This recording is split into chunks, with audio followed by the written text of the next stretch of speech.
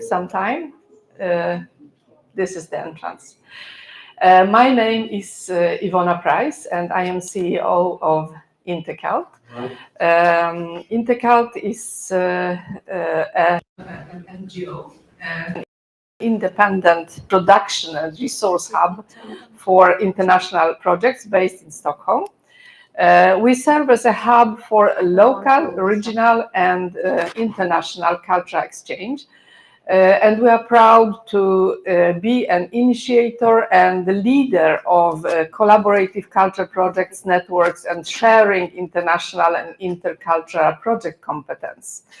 What I have here with me are some slides from our work, which will be just in the loop behind me. And I am reading my speech. I am sorry for that. So this 3-day or 4-day, because we actually started yesterday, international gathering in Stockholm is a part of the wider Turning the Tide project, which is led by Intercult and co-funded by European Union's Creative Europe, and here in Stockholm in Sweden by the Arts Council. We are collaborating with Glasgow, Gdańsk, Vienna, and Evia, which were the places for the labs, for the urban labs, the format which is actually well known in the research environment, but not that well known in the cultural studies or cultural environment. We are joined today by cultural workers, artists, urban planners, researchers, policymakers, and activists. And this mix of expertise, ranging from cultural professionals to urban planners and climate scientists, is exactly what we need to tackle the complex challenges facing our cities. I am not saying solving, because that ambition is much too high, but we are trying to handle it in our way. Our meetings and discussions over the next 3 days, that will be October 15-17, will take place across 3 venues. Here at Vrak by the waterfront, at Kulturhuset, a well-known spot in the city of Stockholm, and Stadsgårdsterminalen on Friday evening, which is an industrial harbor site reimagined as a space for contemporary artistic expression. So Turning the Tide is a 36 months, 3 years international project that Intercult is very proud to lead. The project is, as I said, supported here in Sweden by the Swedish Arts Council as co-financing. Our work is to build upon a pan-European conversation involving via European cities Stockholm, Gdańsk, Vienna, Evia, and Glasgow. We are partnered with organizations and collaborations like Wiener Bildung Academy from Austria, Urban Culture Institute from Gdańsk in Poland, Artit in Greece, Deer Hunter in Netherlands, Fable Vision in Scotland, and the Pan-European Network River Cities. The project Turning the Tide has supported 42 artists all over Europe, out of which 10 in Sweden. We collaborated with big events like the opening of Project Slussen during the spring here in Stockholm in the Old Town, and we have been also a major part of the major events like the Stockholm Culture Festival. Our belief is simply simple but powerful. Making art is actually making the world better. Turning the Tide uses socially engaged artist practice as its cornerstone and the main area of focus. The project objectives include creating positive and open networking places, piloting new ideas with target groups, and offering high-quality training and peer-to-peer learning for artists and practitioners. So key activities, which you also can see on the slides, include artistic residencies, both local and international, the creation of cartopological maps of the participating cities, major events such as Climate Summit in Glasgow, international urban labs like this one in Stockholm, which foster transdisciplinary approaches that cross various sectors and domains. In these labs, artists work to expose the distinct DNA of a location, including its culture, heritage, myths, and built environment as a rich resource for building the future. Artistic work is developed as prototype based on listening to local citizens, which city planners can subsequently incorporate into future plans. The labs support a transition towards more participatory governance. Art is a vital tool to communicate complex climate issues. We use performance, installations, and interactive works to spark curiosity and dialogue. Art doesn't just talk about climate change. It immerses people in it, making them feel, reflect, and act. So here in Stockholm, I am sorry, our lab focuses specifically on one of the city's most crucial resources, water. Our event focuses on Slussen, which part of you has seen this morning as a study visit. And Slussen is our most important technical water installation with a new lock that separates the lake and the sea, supposed to last 80 years, supplying the city with the drinking water. Few of us consider that the water in our tap today has been stored in Lake Mälaren for 10-15 years before it reaches us, and that it may end in 2050. How old will you be in 2050? No, we don't know. I'm just wondering, are we working for us or for the future generations? So this is precisely where the culture steps in. Culture is at the heart of the shift we need to visualize for ourselves. Our project creates a platform for collaboration, new friendships, brave ideas, supporting dialogue with whoever wants to listen, and hopefully adding a pinch of awareness and will to act. So today, the 15th of October, our focus is art as a force for social change. That day is dedicated to connecting creativity with concrete strategic approaches and is designed to move us from awareness to driving real-world impact. We will emphasize the interdisciplinary exchange between artists and scientists. We begin with the crucial dialogue between urban planning, cultural planning, and water management with Johannes Tovat from Sweden, Astrid Rompold from Vienna, and Lia Gilardi from United Kingdom.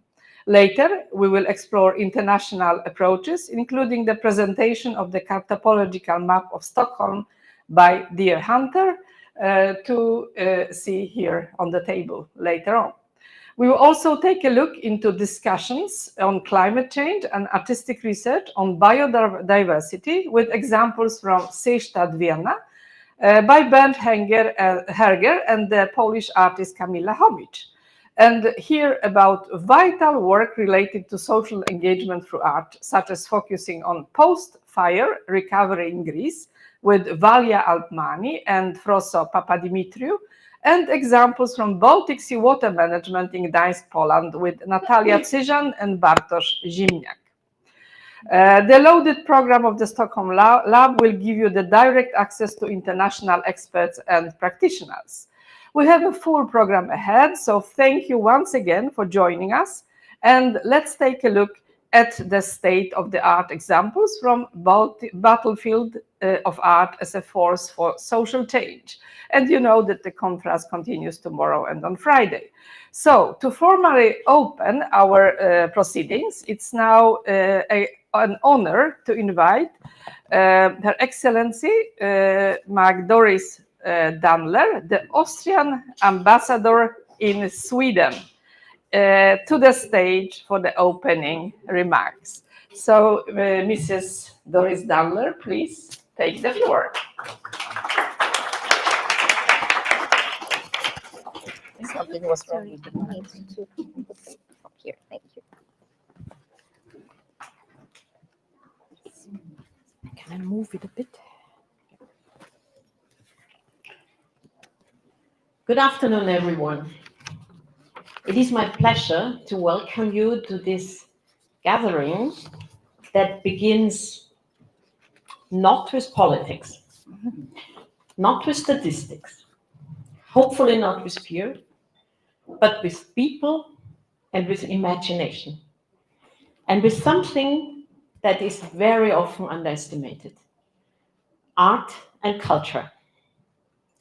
Art doesn't claim to have all the answers, but it does ask the hardest questions.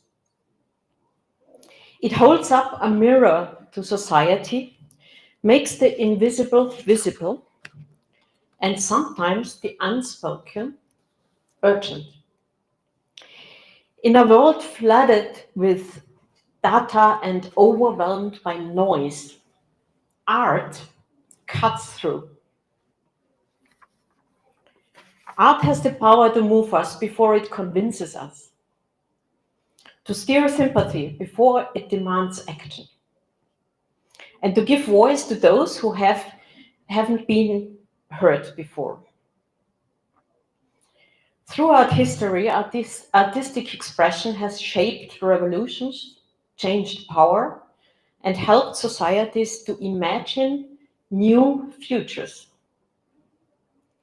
Austria's own cultural journey offers one example among many. At the turn of the 20th century, artists like Gustav Klimt and Egon Schiele, together with the Vienna Secession, challenged convention and decided that to every age it's art, and to every art it's freedom. And actually it's still written on their building until today. They believed that art should not serve authority, but question it. That creativity must reflect the complexity of a human being. Even today, from Vienna's contemporary art spaces to community-driven projects across Austria, Austrian creativity continues to push boundaries and connect the local with the global. It shows how art can bridge histories, geographies, and perspectives. A conversation that is never complete, but always evolving. Today, as we explore art as a force of social change, I invite you to think not only about the famous art movements or famous artists, but also about the everyday acts of creativity that challenge norms, inspire hopes, and plant the seed of change. Because sometimes a brushstroke, a melody, a story can shift society more deeply than any law ever could. That's why it's so important that this event brings together voices from across borders and disciplines. Because today's challenges do not recognize national boundaries, and neither should our solutions. International collaboration is not just helpful, it is essential. Over the next few days, you will encounter installations, performances, discussions, and ideas that challenge, hopefully unsettle and inspire. You will experience how art communicates complex climate issues, foster public engagement, and inspire action. You will hear from artists, from scientists, urban planners, citizens. And I am proud about the number and the variety of participants from Austria, several artists, politicians, a historian, urban planners. Each of them offering one piece of the puzzle. Turning the Tide, the Stockholm lab, is a true laboratory of possibilities, where creativity provides direction. Let's hold on to one simple truth. When art and society move together, positive change becomes possible.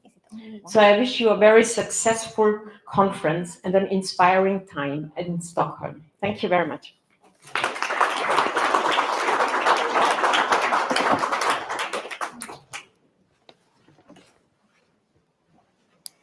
Thank you so much. It was an honor to have you here. Hello, everyone. From my side, I'm Elisabeth Papageorgiou. I'm International Coordinator and Curator at Intercult, and I will be hosting the rest of the event. A bit of practicalities issues. I hope that you all got your tags here and you answered your questions. But you can also scan here and you will see the full program of the day. It's also over there. And after the event, you will see some QR codes around. It's for our evaluation. It's really needed for the future. So please take like 1 minute to give us your reflections on the day. So let's continue with the program. And next, we have a dialogue between urban planning, cultural planning, and water management. We are expecting here and welcoming Johannes Tovat, architect and urban planner, Leah Gilardi, urban strategist and cultural planner from the United Kingdom, and Astrid Rompold, member of Vienna City Council and Vienna State Parliament, head of communications department of Wiener Wasser. Thank you so much.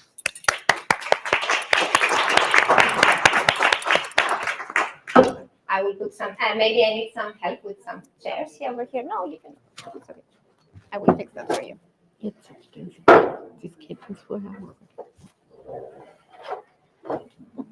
Thank you. That's not so polite that you do this yourself.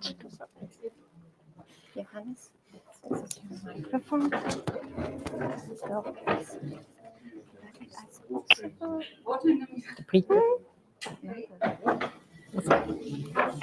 Thank you.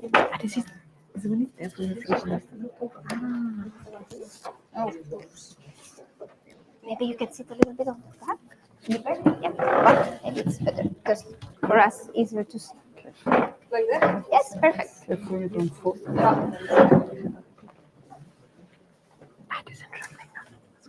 Thank you. I got ghost pimples from your introductory speech here about the arts and the culture and the future. Thank you.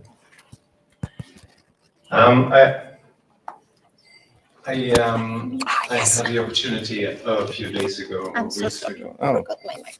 So, do I need this? Whatever it is. Okay, whatever it is. Yeah. It's something Light. technical.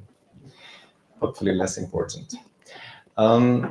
I had the opportunity a few days ago to travel in Ukraine for about a week to meet people mainly and to attend a conference about urban planning, rebuilding, water and the arts, one could say.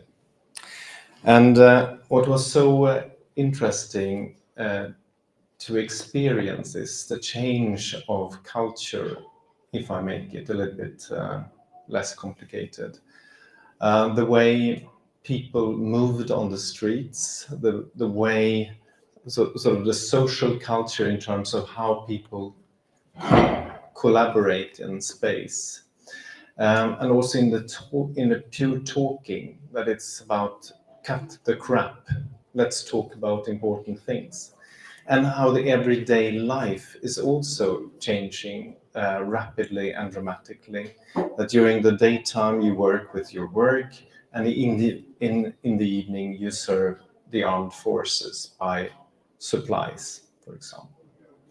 And it was such an interesting experience in terms of I felt like in my childhoods when people didn't have telephones or things that you mentioned, that there was suddenly space and time for talk and real life.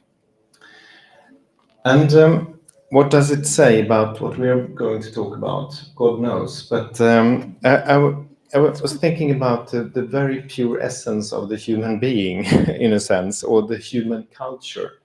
It appears in the last 50,000 years that we want to be part of something. We are together. It's a sort of a one basic things, and we want to express ourselves, sing or dance or be part of this group, but express in this group.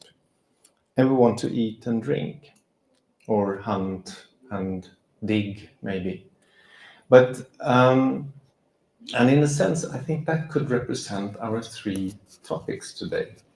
The being together is maybe in the arts, the eat and drink, maybe that's the water, and maybe whatever urban planning is, I don't know. So anyway, I would like to introduce here, and I'm going to read. Leah, an internationally renowned expert in cultural planning and urban development. So far, correct. Leah is the founder of Noema, a consultancy that specializes in helping cities and communities harness their cultural assets for sustainable growth and revitalization. Hopefully. Let's go for it. With extensive experience working across Europe, you collaborate with local authorities, planners, and community groups to develop strategies that enrich urban environments through culture and creativity. Would it be correct to say that you represent the collective consciousness by helping the importance of creativity in this body of social life? Probably yes. Yeah. Good. Yeah. Equally delighted to introduce Astrid Rompot, you've been mentioned, from Austria. A leading expert in water management and sustainable urban development, looking at you. Astrid works in Wien Wasser, the city's water department in Vienna, Austria, where you are at the forefront of innovative projects aimed at enhancing water resource management and integrating sustainability into the city structure. Yeah. Would it be correct to say that you are an ambassador, for the harmonious balance between urban growth and the wells or the springs of life hidden in the surrounding mountains of Vienna? It would be an honor to be. It would be an honor. Good. So now we are on track. Let's say, as I vaguely stated here in the beginning, that we three, urban design, architecture, shaping environments, and the culture in a broader sense, and water is actually the same thing, that we are very much related. And Astrid, if you first, what does it really mean to plan ahead when it comes to water, and how would you like the water to be understood? That's a question. Thank you. Thank you. Thank you for having me on this wonderful building, very interesting water-closed building. For me, actually, I had a technical education, and one of the teachers, one of the lecturers, Mr. Koch, he was a very stiff, actually really stiff person. If you saw him, he said one thing which I will never forget, he said, water increases comfort. And every day I experience that this is so right. If you look for a place to live, if you go outside, or if you only are searching for a place for your lunch break, you're looking for a place where you feel well. And usually, where do you feel well? You feel well in places with two elements. places with water and places with greenery. So actually it could be so easy to make us feel comfortable in our flat, in our houses, in our cities, in our working places. We need water and we need greenery, plants, flowers. And on the other side, if you change the perspective, if there is greenery, there will come insects, there will come butterflies, there will come birds, there will come other animals, other creatures. Why? Because they also feel comfortable. So where there is water, where there is greenery, there will be life. And this is what makes a good quality of life. Again, I must say, it could be so easy. So if this kind of thinking goes ahead when we start to plan, I think we have done a lot of basic work.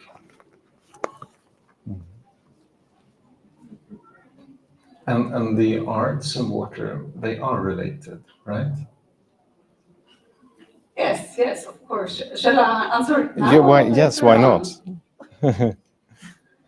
Yes, actually, it has to be related. If we were talking in a smaller group before midday about the water supply of Vienna, and someone thought it has been there for more than 1,000 years because of the aqueducts.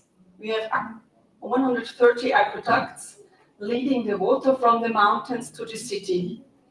And of course, the ancient Romans were the ones who invented the aqueducts. I guess they invented them. And actually, aqueducts are not only technical constructions, they are also art. And it would be great if we would nowadays also always think, how can we make a technical construction, a technical building, the most beautiful construction, so that the ancient Romans thought water is such a precious thing. You must have the possibility to see it from the first glance. You must see it's about something very precious. So they don't saw the technical building in the first step. They saw the precious, the treasure, actually. And I think this is where we could start, maybe. Leah, Yes. what do you see out there in the arts, the culture, as our way forward? Okay. I have a story and a bit of statistics. First, with the background, I started as studying sociology long time ago, where we occupied the university all the time. So the sociology I learned was really from the street and from the culture of the city I was living in at the time. So since then, a lot has changed in my professional life. I jumped across different disciplines. So I studied a bit of planning, a bit of urbanism, and then cultural management as well in different countries. So I'm a bit of a hybrid. But I prefer, at this point in time, to call myself a cultural urbanist. So I pick from every bits and pieces of information I can get, and then I form my own principles and theories of interpreting society as it is now, and interpreting the role of culture in the society as it is now. Now, first, I promised a piece of statistics of information. A recent Earth for All survey across 17 of the G20 countries, 68% of the people surveyed prioritize well-being over profit when asked the question, how do you feel about where society is now? How do you feel about growth in your city, in your society? 78% they said they prefer well-being, prioritizing well-being over GDP and productivity. 62% believe the national success should be measured by the well-being of citizens, not economic output. Now that makes you think, the well-being of citizens. Now, here comes the question of culture, and here comes the story. When I was growing up in a small town in Italy, in the north of Italy, I was about 14 years, and I was going from middle school to higher school. It was a difficult time because my grandparents died within 40 days from each other. So I was like grieving, but I didn't know I was grieving. So what I did, so my way of understanding that, it was to pick up books. It was to go to the local library, and I dropped down from school. It's very emotional. So for 6 months, I read fiction, day after day after day. Now, it's culture. Where is culture in that? Culture is everywhere in that. Fiction, for example, reading, helps us to enter and live the life of a character while at the same time coming to terms with your relationship with the world. Now, that process of reading and growing through the kind of fictional characters and you interpreting your relationships and taking different paths according different than the characters you have seen. That is what culture does. Culture mediates, helps you to grow, opens up vistas, opens up your heart, your emotions. You learn to cope, you learn to, you open up your imagination to different scenarios for your life. So culture then, in my view, should be everywhere, and culture is foundational to the society we're living now, more than ever before, because we live in a society that is broken, and we talked yesterday about the reasons, etc. But a society that needs healing. In all the world, land grabbing, all the problems we have, we don't go over that. So we need culture as that ground to solidify our citizenship, our commonality as human beings, in a way. And then dialogue will come, and then buildings will come, and then planning will come, and so on. And was I too long? Thank you, probably, but that's very nice. I was belong. nearly crying. Is someone keeping an eye on the watch so we don't? 10 minutes to go. Thank you. Yeah, you gave your perspective. I'll do mine very short. I'm, as I said, an urban planner and an architect, and I've had the unique opportunity to work in Vienna. I'm a Swede, but 20 some odd years ago, I won a huge international competition. Architects often compete with one another, and that was the old airport not the airport, airfield rather, in to the east, to the poorer side of Vienna, northeast. And since then, I'm working every bloody day with that project. 20 years later. And I managed to learn some German on my way to that. And in the middle of that project is a lake. So it has been named Seestadt, the lake, Sjöstaden, the lakeside city. And in about architecture and urban planning, I often say that urban design has to be an act of love, in a sense, because it's like the water. It has these structures that we build up or support or embrace, they got to be part of something. They flow. So urban design is about flows, about creating, making it understood, so you understand the city, but also the opposite, to create possibility to escape. So this kind of balance between the public, the manifest of the social or the society or the group of people or whatever, but also the private. So this is kind of this balance between, and hopefully then the culture is expressed, the culture we think is good for the future. So back to some questions, depending on our time and how speedy we are and how intelligent we are. The number one, let's say then we are part of the same, the three of us. We work with social resources, the environmental resources, and the emotional, non-material resources. What does it take to increase the collaborative methods between our respective professions in general and maybe short? What do you think? Yeah, would you like to start? Okay.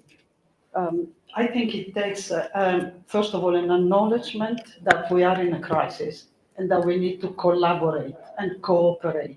So the word is collaboration, cooperation.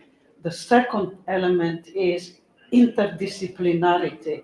So we need to, each of us, need to abandon the straitjacket of whatever profession we've been sent by our parents, grandparents, or dynasties, or families, or whatever. Understand that we are living in a world that needs all of us, all of our qualities, interests, and knowledge pulled together in order to contribute to changing the questions we are asking about society and growth. So the questions we are going to ask is, how can we live better together, and how we as professionals can we enable that change? Perfect. And you? Yeah. Do you want to have the question again? No, it's okay. I think I can continue where you not really stopped, but Yeah. gave me the microphone. Actually, it's exactly that. I think the easiest way to do it is to have a citizen participation, because very often in the beginning there are people who are saying, for example, we are planning some urban area, but we don't have enough money. Or we are planning some urban area, but it's very important that, I don't know, pedestrians have a good space to go, to have where is the road and where can the bicycle lane go through. But there are so many perspectives. To give a practical example, we were planning the Praterstraße in Wien, actually a boulevard, and alley, very beautiful, but actually the road was quite broken, and it took us, I think, 4 years to ask people who were living there, to ask people who had their shops, their stores there, to ask everyone, what is important to you? And this went into the planning of this big boulevard, and it's great what they made out of this, because we have so many hundreds of perspectives actually, and it's not difficult to do it, to get their opinions inside the planning. That helps a lot. I think this is one step, to have even the cultural perspective automatically inside the planning, and holistic approach for this planning of these urban areas. Very nice. I go straight into question 2 and introduce it a little bit. Many years ago, I got to know a German artist, landscape architect, water expert, and urban planner. His name is Herbert Dreiseitel. And he came from the so-called Waldorf movement, the Steiner schools, phenomenon both in Sweden and in Germany, of course. And he always, I looked up to him a lot, and he always talked about water and the arts and the culture he always stressed a holistic approach, which in a sense it's simplifying things. You can say you see it as a big connected issue. And he also talked about integrated design. And that was many, many years ago. And he really meant something about integrated design, that design is taking all these things into account. You plan for much bigger vision than just a detail. And he had, of course, the ability to express and illustrate his thoughts and ideas and collaboration with the broader community. And I often think about him. 3 minutes to go. We are getting close. We are having fun in here in the front. I've always been wondering, have we lost our ability to see and work with the right things in our respective professions, so that this kind of holistic approach is embarrassing or not relevant? Have we been so obsessed by the measurables that we are no longer the human being we were born to be? So, this is my hobby horse, so I try to stay as substantial. Yes, clearly we have adopted the kind of metrics of measuring success or failure of projects or anything according to metrics which are dictated by the markets and by commercial concerns. So I think that's one of the problems. The other problem is that I don't think we have worked holistically until now. I think I can see a lot of silos when I work with municipality across Europe, but outside Europe as well. So we need to relearn the techniques of talking to each other across disciplines, etc., but also techniques of using that liminal territory, which is the culture of the place we are working in, starting from there, actioning, getting action from there, activating the stakeholders, the participants, the people who live there, the citizens, etc. These are the glue that we are gonna have to use when we think holistically. And the last thing is that be mindful that whatever measure we take in one part of this ecosystem, we have to take it with strong considerations in respect to the whole, to the health of the whole ecosystem. So if we build too high, if we build a too bigger waterfront development, then we know the consequences of gentrification, and then we know the consequences of disastrous consequences on the other part of the ecosystem, which is the human beings that live there. So in conclusion, yes, we measure too much, and we're still measuring according to commercial, to the market. The market is measuring too much, and we need to shift to more intangible ways and make perhaps no measure, but let it go, let it happen, and that's where culture helps, and that's where culture is foundational if we have the right infrastructure in place. And the last thing I would say, start from where you are in the context. Go with the flow of the context you're working with to build ecosystems. I think we're running towards the very end. So we had some kind of democratic topics here. To any questions, but there are we can have one question. We can have one question, and I have plenty of more questions and cards here, so we could actually continue down in the hall. No, I'm just joking. So questions. We have a coffee break at 3:30 Okay. for half an hour. Many questions. So any spontaneous? Yes. On the mic. Thank you very much. Thank you for this interesting discussion. You're talking about, especially you, are talking about culture and art almost interchangeably. I think it's easy to understand how culture in a wide sense can be used to engage, to create conversations, to build social relations, and what that does for a community. And in that sense, culture is very inclusive. Whereas art, I think, is often considered quite the opposite, exclusive. And I was just wondering if you would reflect on this a little bit, if you have anything to say about it. We can make it super short, I think, because we had exactly this conversation back behind the curtains here 5 minutes before on stage here. And so we agreed that we talk about culture, and less about the arts. So it's a long discussion, of course. So let's save it. But it's a super about what Lea, what you ended up so nicely with is the issue of simplicity in terms of the holistic view. And then it's very important to find the words. What are we talking about? Human expression or something that could be perceived as excluding.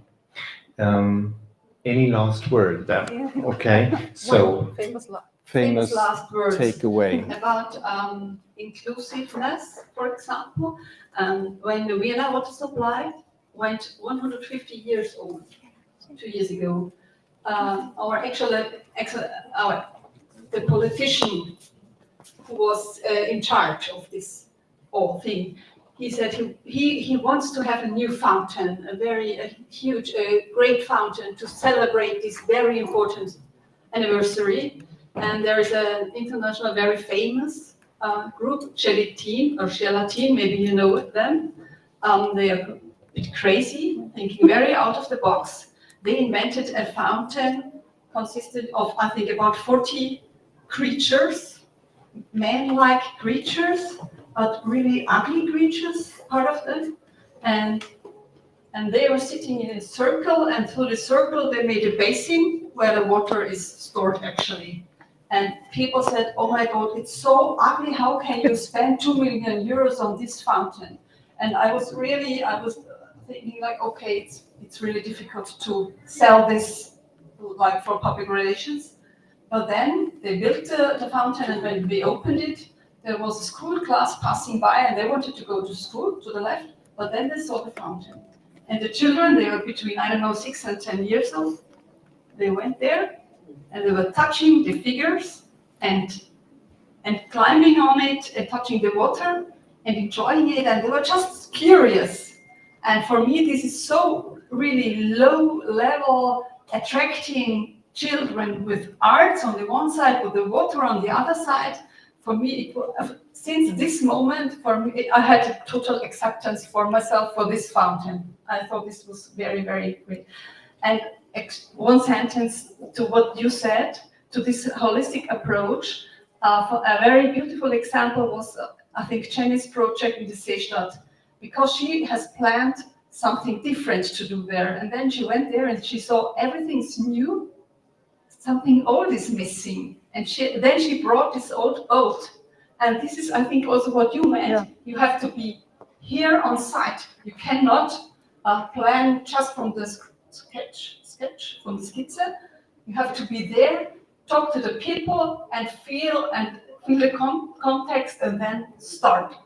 Well, can I say something about the arts? Because I think it's fundamental. Yes. I know. One word. I stand up and go.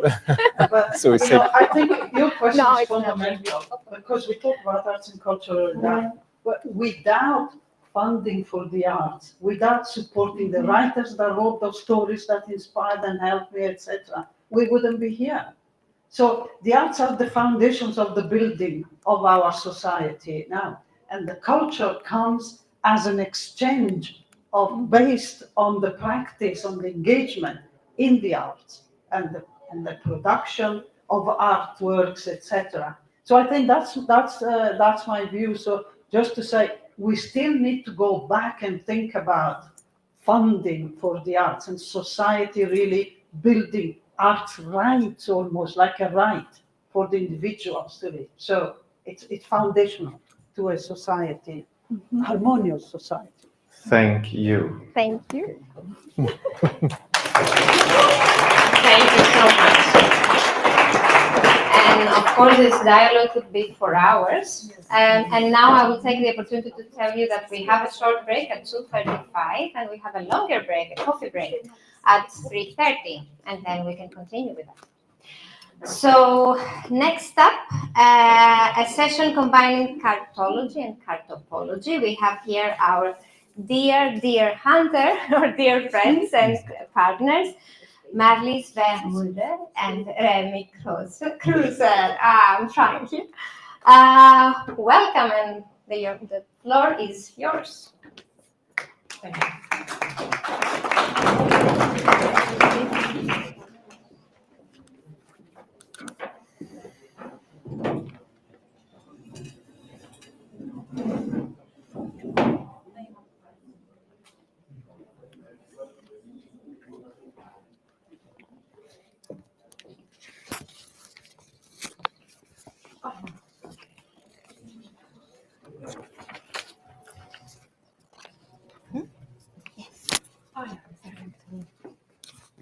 Is it okay?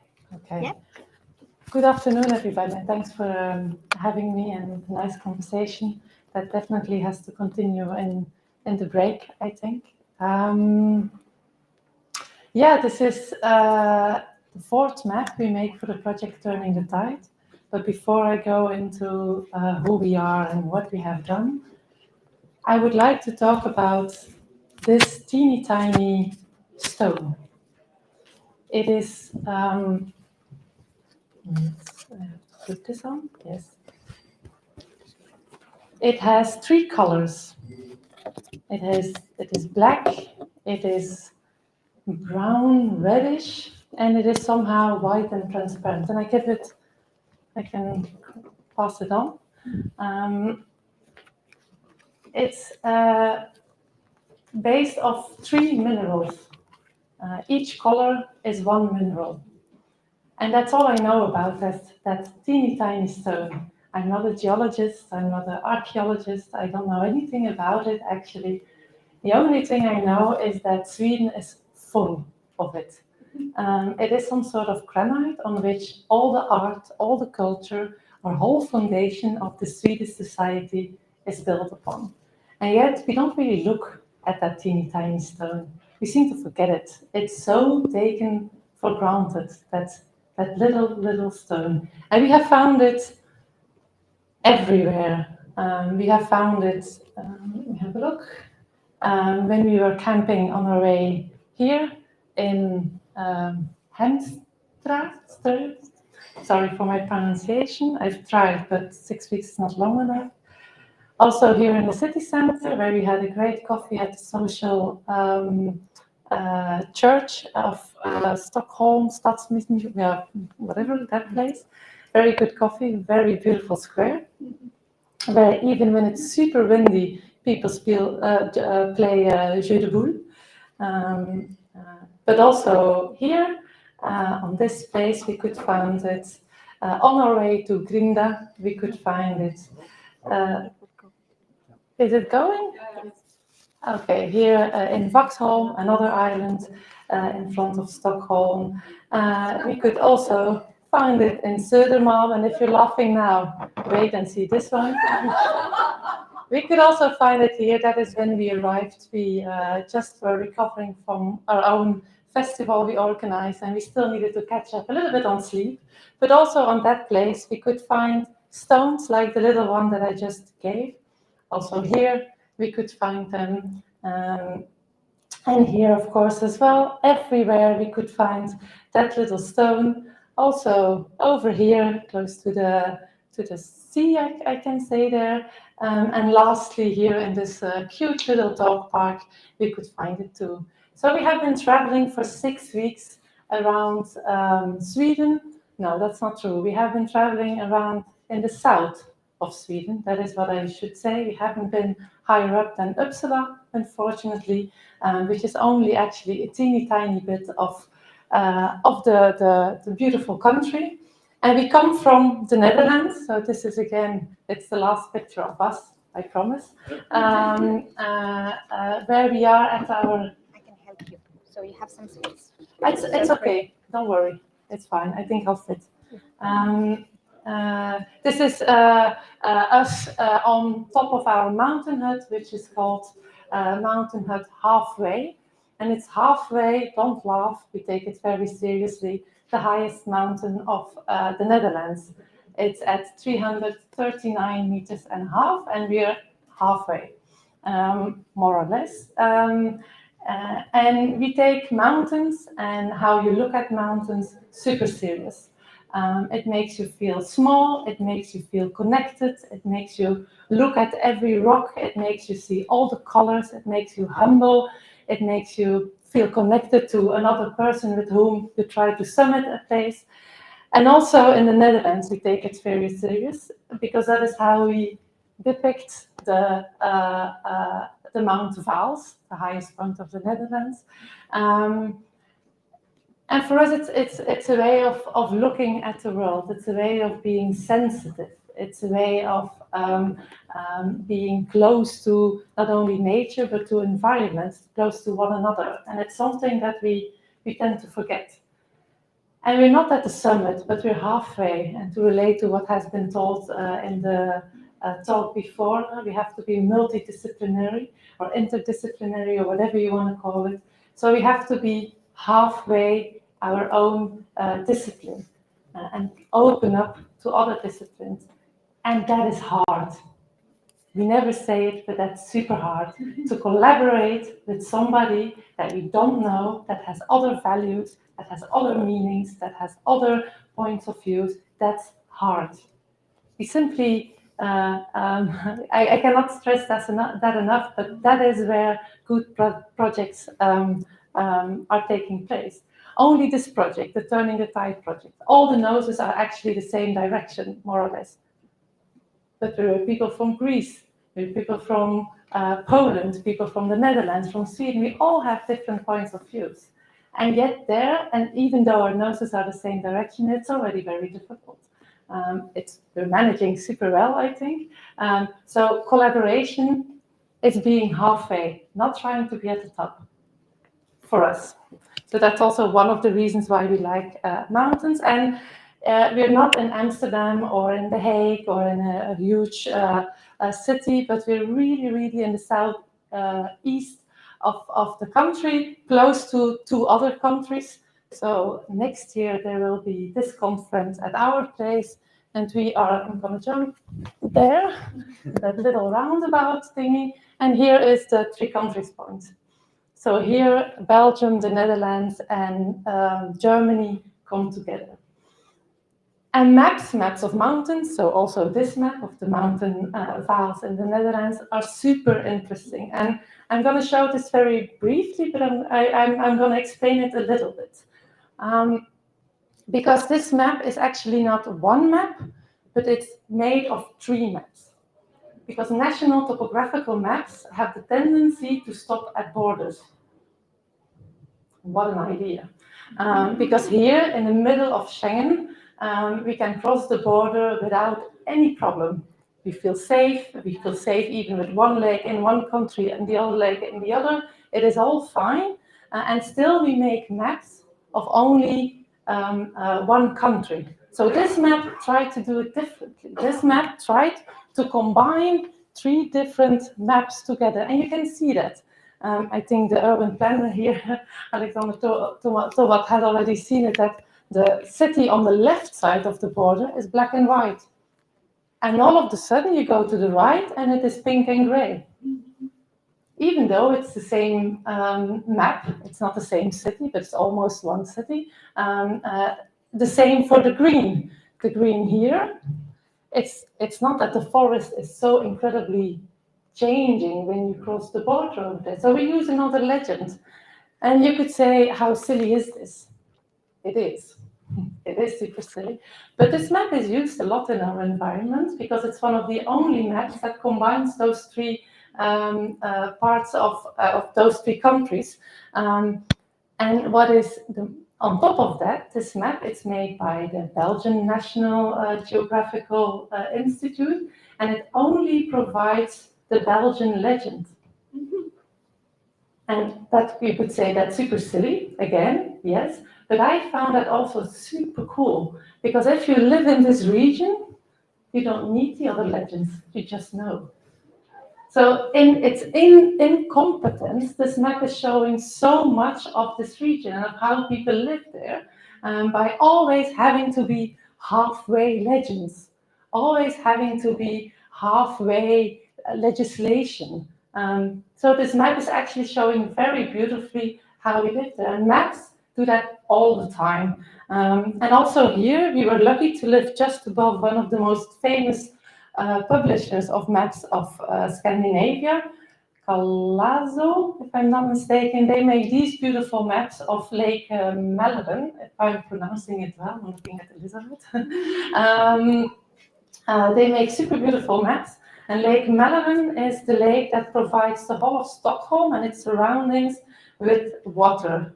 And Slussen is where it gets connected or not connected to the sea. So this is a super huge lake. It took us 2 days to drive all the way around it, and we came across a lot of cool stuff. But these are the maps that they make, and they have been made together, those maps, because it's maps for ice skating. It has been made together with organizations that organize ice skate competitions to know where it is safe when to ice skate. So it is a collaboration, a social collaboration somehow.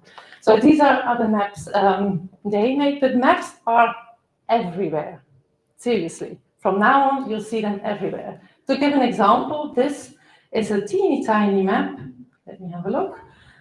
For somebody I don't know because it's in Swedish, but that's where it is. And if you look on our Instagram account, you will find plenty of that sort of little videos because they are everywhere. And I bet in this museum, there's at least 20, at least. So saying that maps are old or that they're only digital or that we don't use them anymore, but bollocks. We use them all the time to understand where we are, to orient ourselves, to be able to look from a more abstract point of view. So how come we don't make more different ones of them? How come we always use the same types of maps to say that we live in so diverse world and we have so many difficult challenges, yet we use the same types of maps, probably based on maps like Google Maps? How sad is that? That is what Remy, who's standing there, and I try to overcome with what we call cartopology. Cartopology is a combination of cartography and anthropology. So we try to make maps by becoming dependent on a place.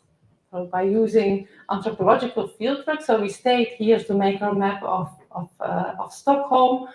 We stayed 6 weeks here, and we do that in every place. So every place we map, we stay there, we live there. So no, we don't do 2 projects at a time. It's impossible. I can't split myself in 2. So no, we can't let somebody else to do it. No, I want to be there. 1 project at a time, taking the time to become dependent on that place, and from there on, try to give or have some new insights. And because we're with a lot and standing around a table, and this map that we made for Stockholm, there's only 2 copies of them because they're a series of 4 and 2 have already been sold. We also made small versions of it that we can give you as some sort of sneak peek. You can see how this works. Oh, and it's with music right here. So we have been drawing. We have had the luck to work at Varkfabriken. Maybe some of you know that place, where you can also visit the map, which is, it's 1 for each, yes, sorry. Where the map is also being exhibited till the end of the week. So we have been drawing a lot, and drawing is, of course, super inefficient. It takes a lot of time. I'm gonna stop those because they make a little bit too much noise for me. It's the first one, of course. Yes, it's super inefficient. It takes a lot of time just putting dots. Like a whole afternoon putting dots. I bet some of you would say, I would love to have a whole afternoon to just put dots. How cool would that be? I would just say, take that time. I mean, the world will keep on spinning. Nothing will actually change. The only thing that will change is you having the time to think about things and to think what those dots actually represent. And do I really do justice with those dots to what I actually want them to represent? And other people will read my map. Will look at it. Will I say the right things? Will I say the right stories? So I'm lucky. Yes, I can put those dots, but everybody can. So this is the final map that we made for Stockholm. It's also here. I think it will stay here the whole afternoon. If you want to have a closer look at the other moment, just in the break, come to us and we can have a chat.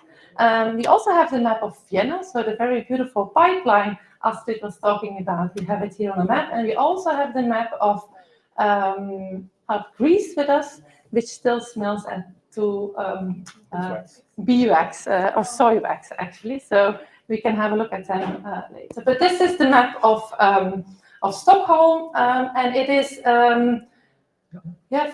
for us again, a very special one. So it's one that you can fold open. So maybe we can, Hannah, could I ask you to hold it, please? Or you, yeah, Astrid, you can do it too. So it starts like this. You can just leave it like this for a minute. So it's, together, yeah. So this is the starting point, and then it depicts, and I'll talk about that later, but I'll show it now here.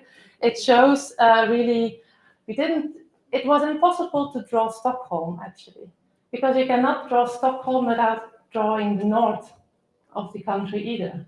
And it cannot draw Stockholm without its stones that have been so beautifully carved in by the Ice Age.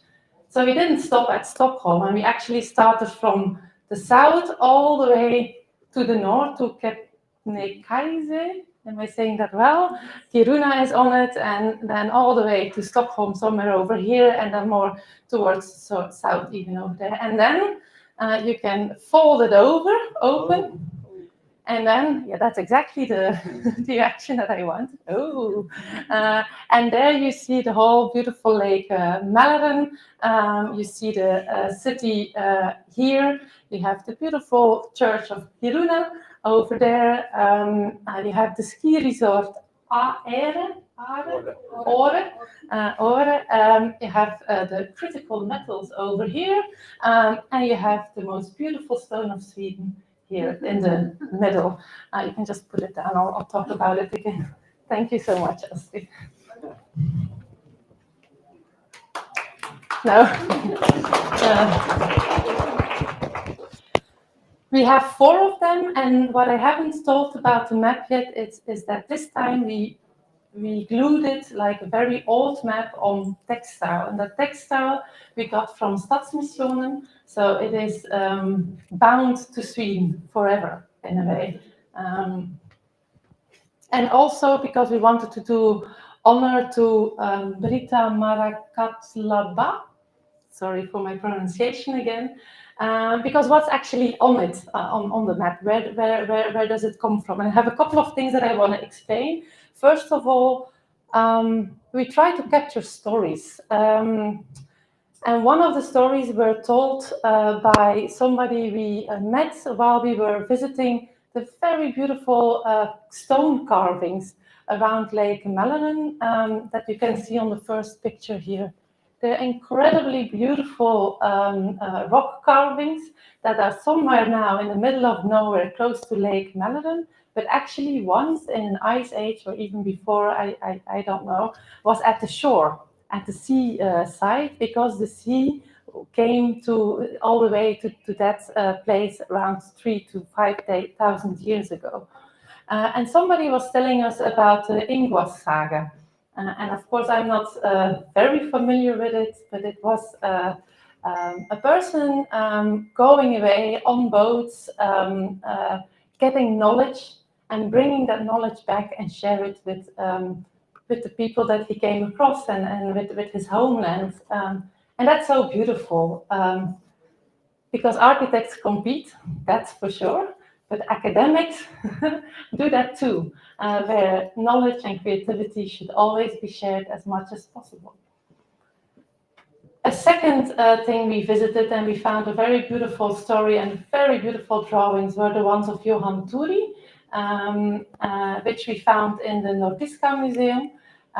He made very beautiful drawings of the Sami culture, being a Sami himself, which I also refer to in the drawing here. Maybe some of you have on the example little deers on it, and they are referring to that drawing. But also we went to the Moderniska, the Moderna Museet, something like that, where we could see the work of Britta, and I will keep it to her first name, who also made a very beautiful work of what is happening in the north. I mean, if you haven't visited it and you stay till Friday evening, it's even for free. So just go there and have a look on how beautiful she is showing the incredible mining that takes place in the north and what that does with the environment over there. But more about that later. And that is what you can find on the maps, on that area of the map. What if stories are not just tales of the past, but maps that help us navigate the future? And I think that's super important that we think about the past of centuries ago, but also the past as yesterday, and what that all can help us to think about the future as well. A second thing I wanted to add, and I'm looking at the time, I have to stop almost. I'm going to go quickly. Is when we were traveling or being in Stockholm, we took a lot of public transport, of course, because it's super well organized here. And this is one of the advertisements that we would see everywhere. It's like a stone, a rare material, I would say. And then above it, I don't know if this is also saying that, but one of the advertisements would say, we are all responsible for the mining somehow because we all carry a piece of rare metal in our phone or in our laptop or in our, maybe even in my watch, I don't know. We need them for our technology. And in 2023, if I'm not mistaken, here in Sweden, they found a huge mining area where they could have all those rare metals. So Sweden is safe when we think about climate change, because those rare metals are, for example, also in wind turbines and so on. And while I was looking at that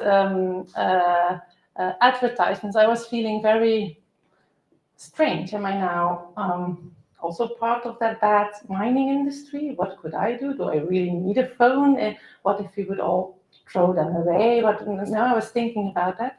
And we were driving towards another opening. It was super packed with people. We had to wait for an opening. Now, we live in the mountains somehow, but for us it was very new to have to wait to enter for an opening. And we went to the famous photographer Lars Sternbjörk, who made very beautiful photos of Sweden between the 50s and the 90s, let's say, and how the whole society transformed actually from being very local into something that, at least this photo is showing, very consumerism, at least for me. And I found it very sad, incredibly sad, actually, those pictures. I saw people, enormous amounts of people in that opening, consuming photos about consumerism. And the saturation of those pictures is 110%. I mean, there's not one pixel that could be more colored than, if you see them in reality, it's much better than here. And those two combined made for us like, whoa, what is actually happening here? And I'm also part of the mining industry, and I go watch pictures that I found super beautiful about people buying stuff in plastic bags. So I was a bit confused, or we were a bit confused over there. And also, we started to feel also after going to the Nordiska Museum and so on about the indigenous, I'll stop. But they took longer too. It's so bad. Yeah, It's so bad. so I'll take longer too, but I'm almost done. about the indigenous people, and that they're not only they need to be part and ask what they want, it's what they know, what is so important. And it's not knowledge like we know, it's knowledge like we don't know, and that's why it's so important that they take part in any decision that we take, and not just like, oh, let's take an artist because it will add creativity, or let's take a Sami because that is ethically how we should do it now. No, let's take them serious. Let's take everybody at the table even serious. And so moving a church will not do the job. It simply will not. We should engage them much more, even though having a live stream of 2 days of a church moving from one place to another is kind of cool. And then one last thing that I want to add, and then I'll shut up. That's fine. Is the geology of. I mean, rocks are for us coming from the Netherlands. Are very cool. I mean, we only have sand and clay, but here you just have rock, and you cannot dig somehow, and you're safe somehow, and they are so beautiful. Like, I mean, this stone is not from the south of Sweden from last weekend, but it's probably from somewhere up north, brought all the way here during the last ice age, and then broke. Imagine stone. I mean, it was my size, breaking. I found that incredible. And here, maybe with the light, you cannot see it very well, but you see the different types of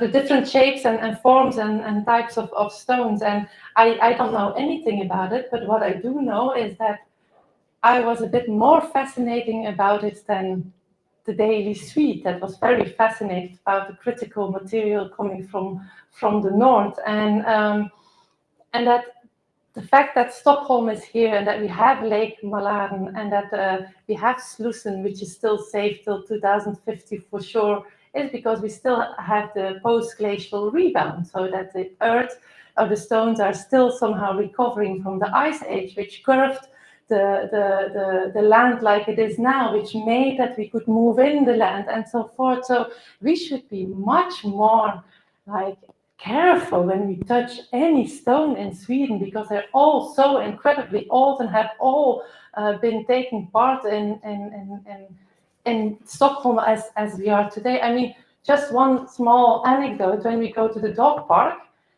it's only a dog park because it's rock and nobody can build on it. I mean, how cool is that as a dog park?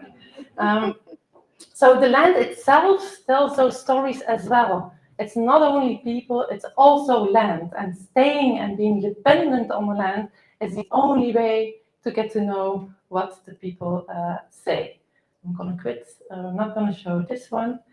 I'm just going to move on to this one. So to endure, we must learn to read the world as a living map. Thank you.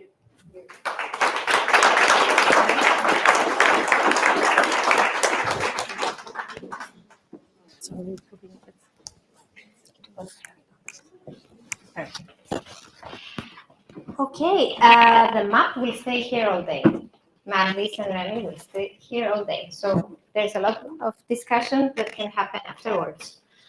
So now we turn to artistic research on biodiversity. We have with us Bernd Helge, program manager at Vienna's Bildungsakademie, together with the artist Camilla Schomit, but Bernd, you will introduce us to Camilla later. Yeah.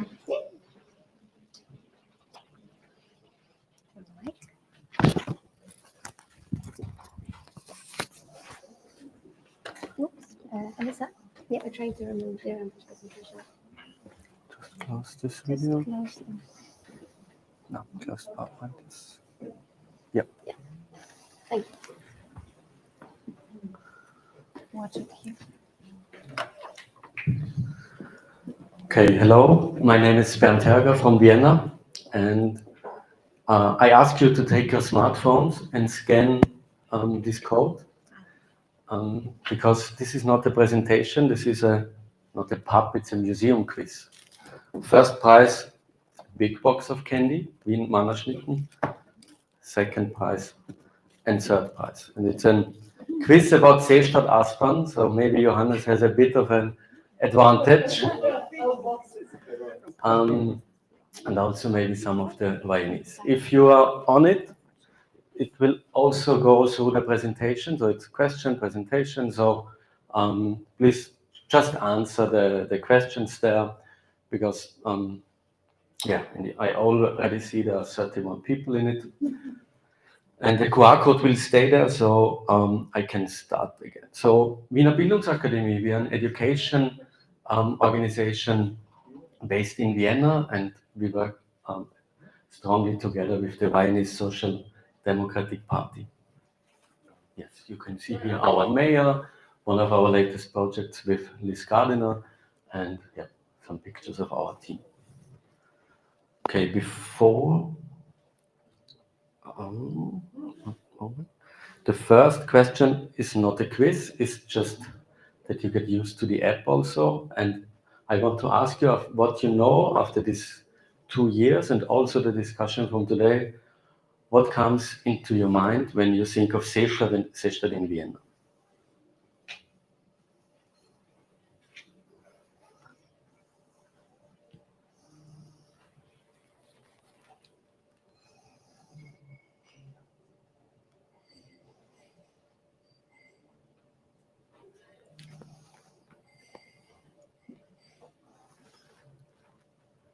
Okay, a lot of answers. The lake in the middle is quite nice.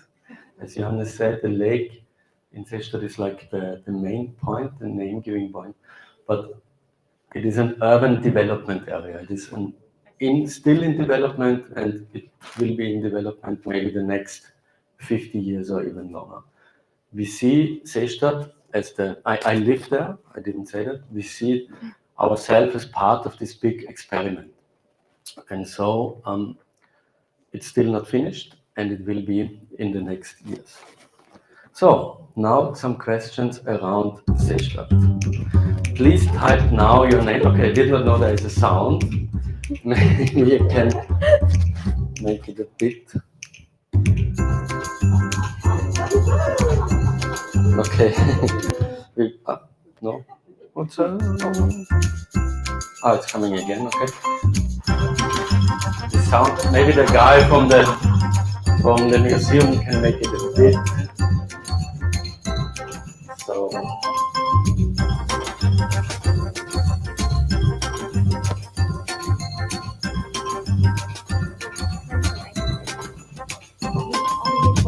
Maybe also some people on the live stream are joining.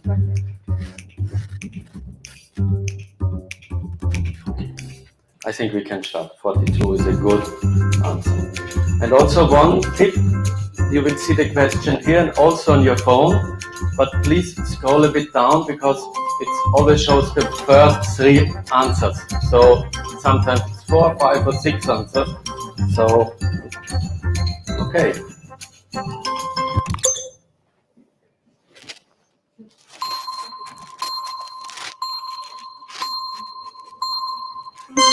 So who is this guy? Is it Louis XIV, Kaiser Franz Joseph, Archduke Charles, or Napoleon Bonaparte?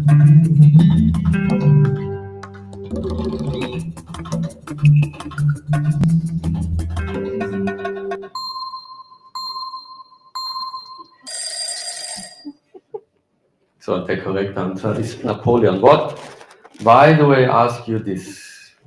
What's the relationship to Seestadt Aspern? Seestadt, in reality, it's called Seestadt Aspern, and Aspern it was a small town which is now a part of Vienna, but it was famous because it was the first battle Napoleon lost. So it's the Battle of Aspern, and so this is also an historical place in this context. And you see here, and everybody who runs knows this is a Strava map, and this is my heat map. And you see here, Seestadt Aspern is in the northeast of Vienna. So, next question. Our leaderboard.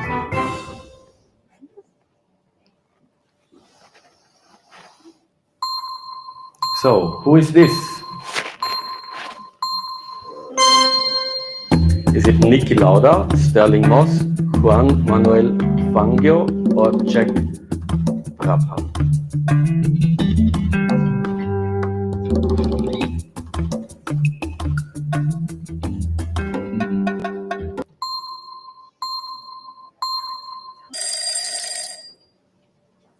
Yeah, it's Sterling Moss, not Niki Lauda. But why? Oh no. Okay. Oh.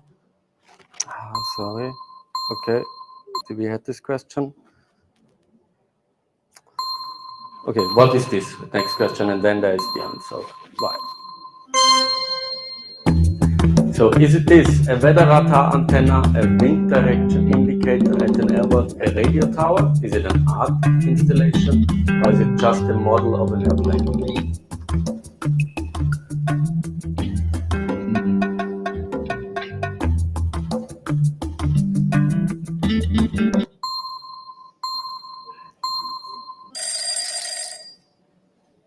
Yes, most of you are right. This is a wind direction indicator. So now the answer.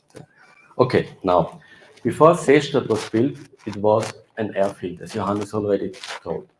After the airfield, the airport, closed, it was a racetrack, and here Sterling Moss comes into the game because he won the only one, what would we now call Formula One race. So this was the track. Of course, Niki Lauda and all other famous Austrian Formula One driver, motorsport drivers made races there, but Sterling Moss won it. Okay, it's coming back. And on here, you see how it looked before the construction started. So we have 3 questions, 2 more to go. So it's like 2 questions in one. Okay, you have to look at your device. When did the first people move into Seestadt, and roughly how many people live here today? You have to have both right to get the points. Was it 2010, 2014, 2020, 5,000, 8,000, or around 12,000?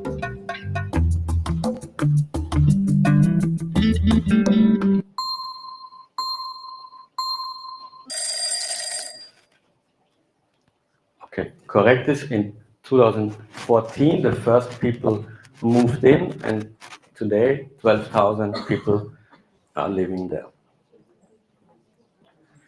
So, and here you see a very short timeline.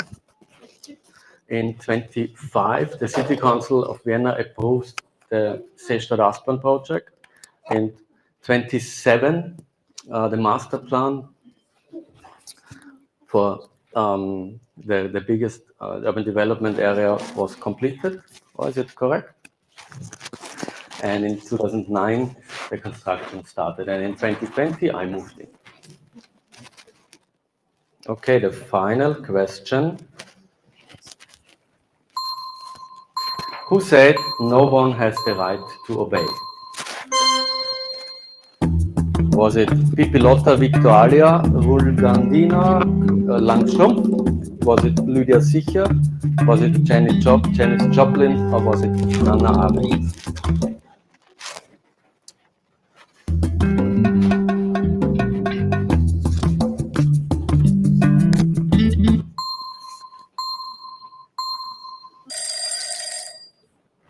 Okay, correct answer is Hannah Arendt.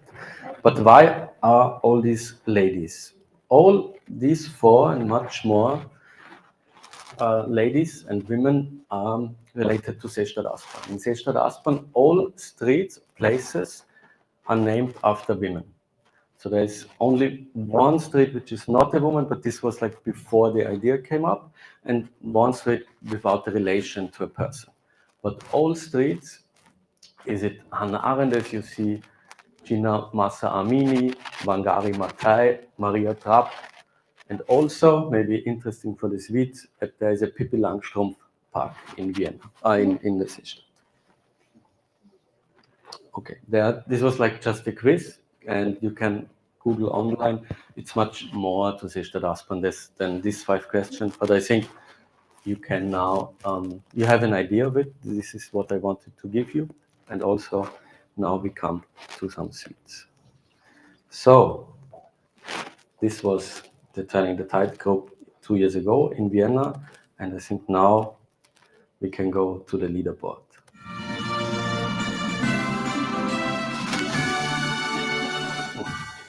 It's a bit unfair when 3 Austrians are winning. So I think, FSG, I think is you, Michael, or who is FSG? Ah, sorry, then Northern Wine, Austrian. So, congratulations. And number 2, Astrid, you said you don't want it. Adrian, is it one of our Adrians? No, who is Adrian? Okay, then who is Adam?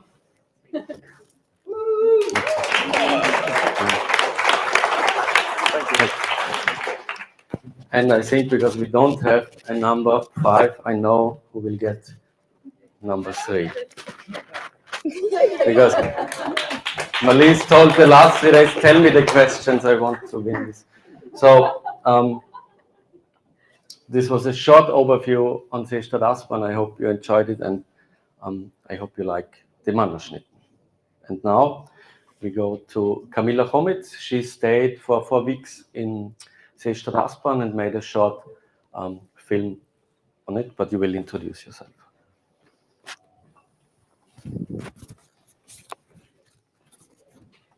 Okay.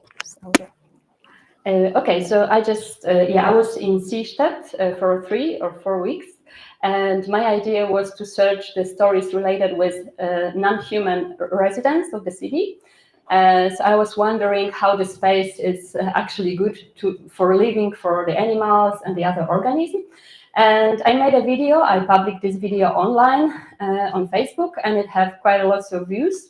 And also many people from Seestadt later on write to me. There was also people from the organization that it's called Seestadt Grün.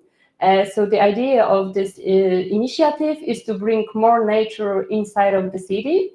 So actually I had this opportunity to go to Vienna during this vacation, and I just record interview with the people from this organization and with some other scientists, and I get another ideas what eventually would be nice to do there in the future. So I just want to present you a video. I made a 10 minutes video, and I hope you will enjoy it.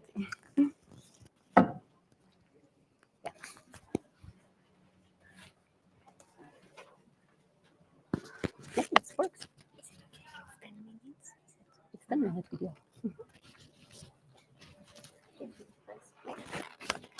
Maria, I don't know, somebody have to press it or up from down? Okay, just so. It's okay.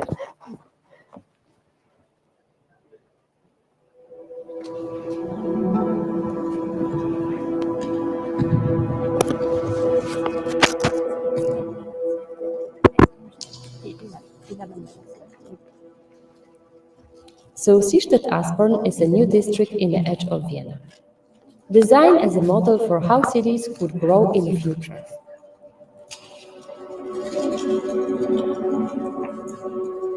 It brings together housing, workplaces, and public transport, all built with sustainability and innovation in mind. At the center of the district lies an artificial lake surrounded by a small public park. People come here to walk, swim, meet friends, and enjoy being outside.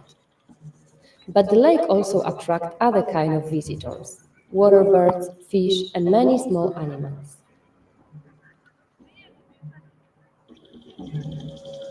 Over time, I have been more interested in how cities can support biodiversity and what it means to create spaces for non-human life in a places designed for people. When I spent time in Seestadt, that question kept returning.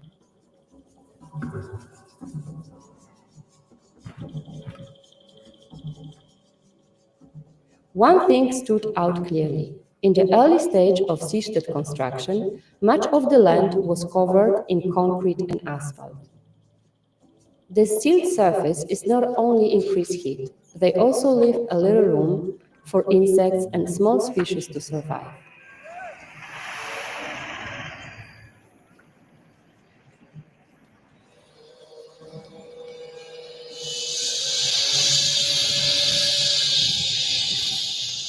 in the short video I shared voices and perspectives from Seestadt, including residents who respond to an earlier video I published online, and scientists who study urban biodiversity.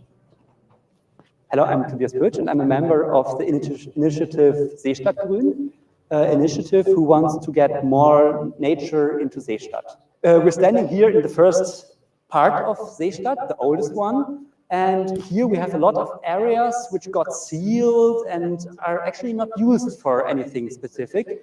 And we as inhabitants thought, hey, this is a problem. We have climate change, the summers are getting hotter and hotter, so we need more nature in Seestadt. So our idea was not to always lamenting about everything, but to get in action, and so we thought we can build some flower beds on some unused areas. Half of the area in Seestadt is green space. This is a really good number for such a densely populated area. But the problem is that this greenland lies maybe nearly around the center and not in the center.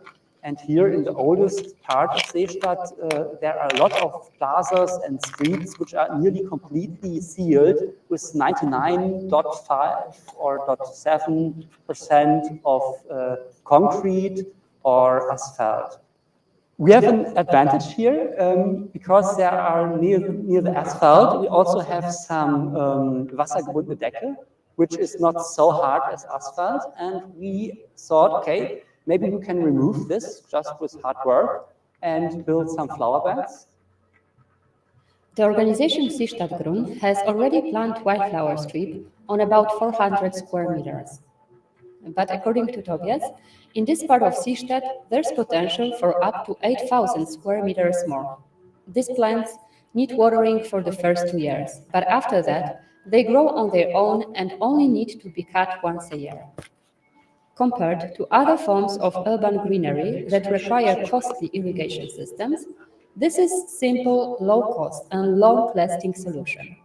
It also helps protect native plant species and support the return of wild bees into the urban environment. Tobias notes that under growing pressure from residents, the city has also started removing concrete in some areas. And we also see that with the development of Seestadt, you see in which year which district was built. So here in the first, it is quite sealed, and the newer ones, they are completely different. If you walk there, you don't see any concrete, there are always stones. And so we can say, hey, there is some learning, but it doesn't help us, the inhabitants of the first district, if the newer ones are better, because yeah, if you do it, has been done wrong in the beginning, so it has to be fixed in some way. Community engagement in Seestadt is also visible in social gardens that can support insects and animal diversity. At one such a garden, I saw more than 10 different bee species in a single flower in just 30 minutes.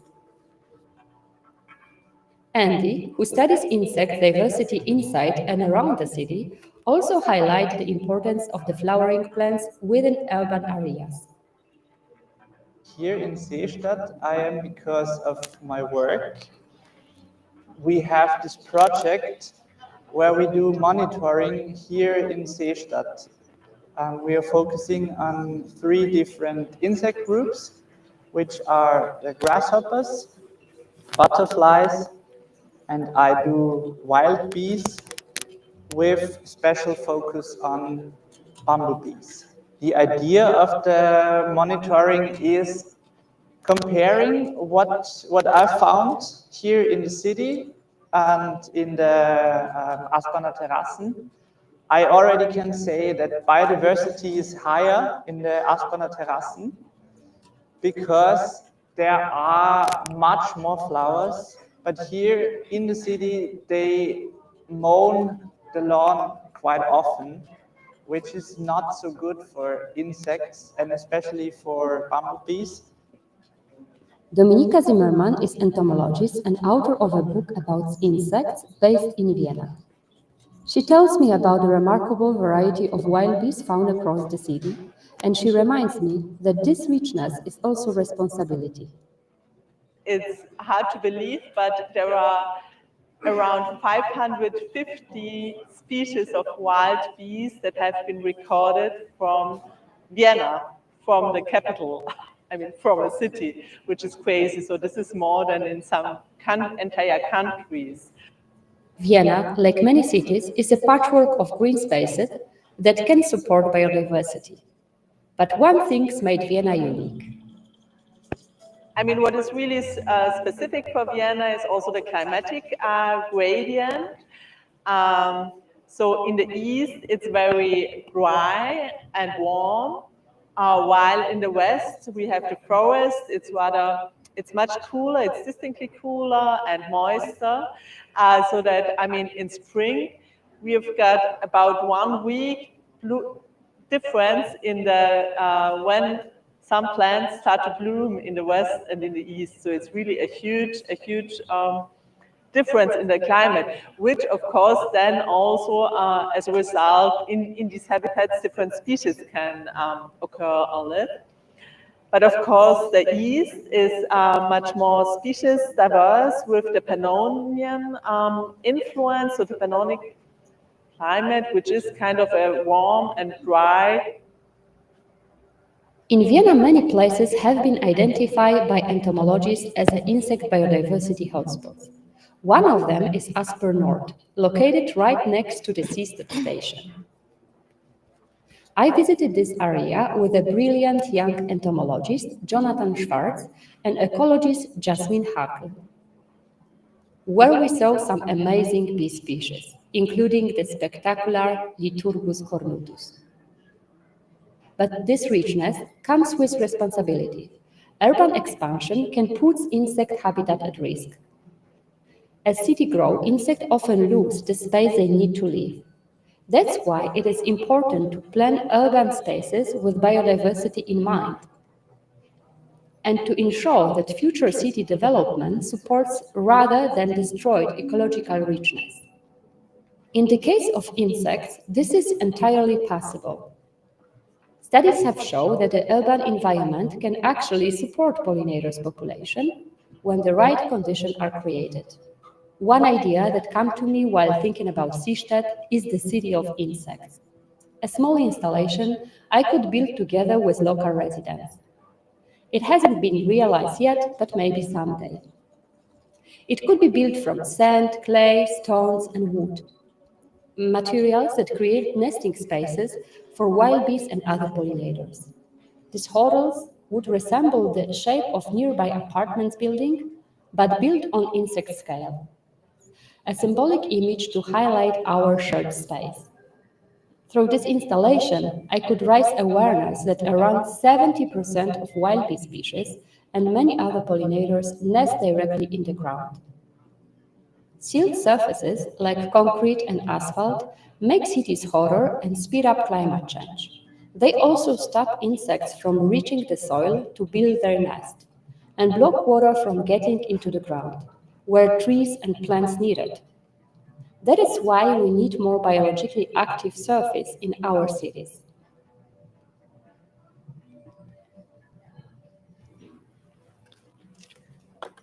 Yeah.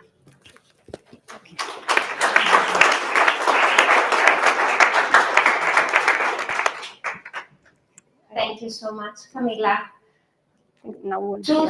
Three things to say. First of all, I'm sorry for the light square here. Who would imagine in October that it would be sunny? I'm sorry. But let's be happy about it. Can I steal your short break because we are running a bit late? But then I will give you a few minutes for the longer one, I promise, with a coffee. Is that okay? Yes and no, I know. Okay. So I'm going to continue with that. So we have the honor to have with us Her Excellency Ekaterini Foudoulaki, the Greek ambassador in Sweden, and I would like to invite her for a few words. Thank you so much.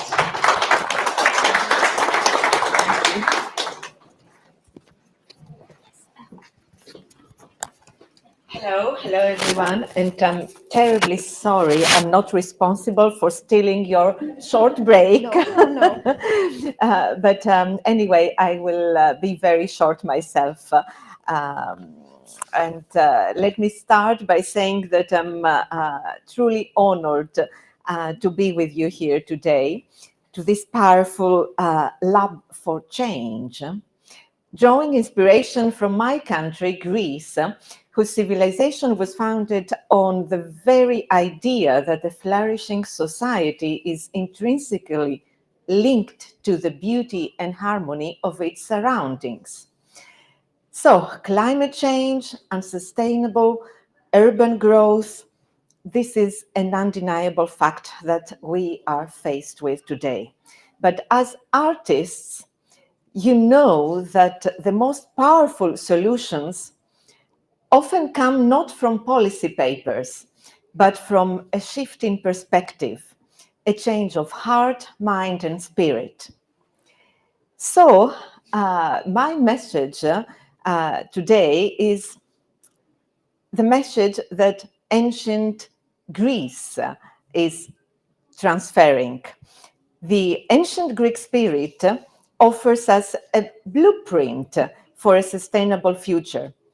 It's an invitation to see the natural world not as a resource to be exploited, but as a work of art to be protected. So, very briefly, three, in my view, powerful examples to inspire art and action. First of all, the power of physis, nature, physis in Greek, nature, and nomos, human law, culture. So, ancient Greeks did not see nature as separate. They saw a whole interconnected cosmos.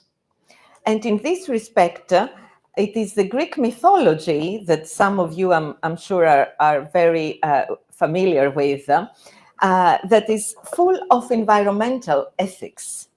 For example, there are several myths, but one very particular, the myth of Erysichthon, who was a king in ancient Thessaly, and he wanted to build a magnificent palace, and he ordered all the trees in the sacred grove of goddess Demeter to be cut down.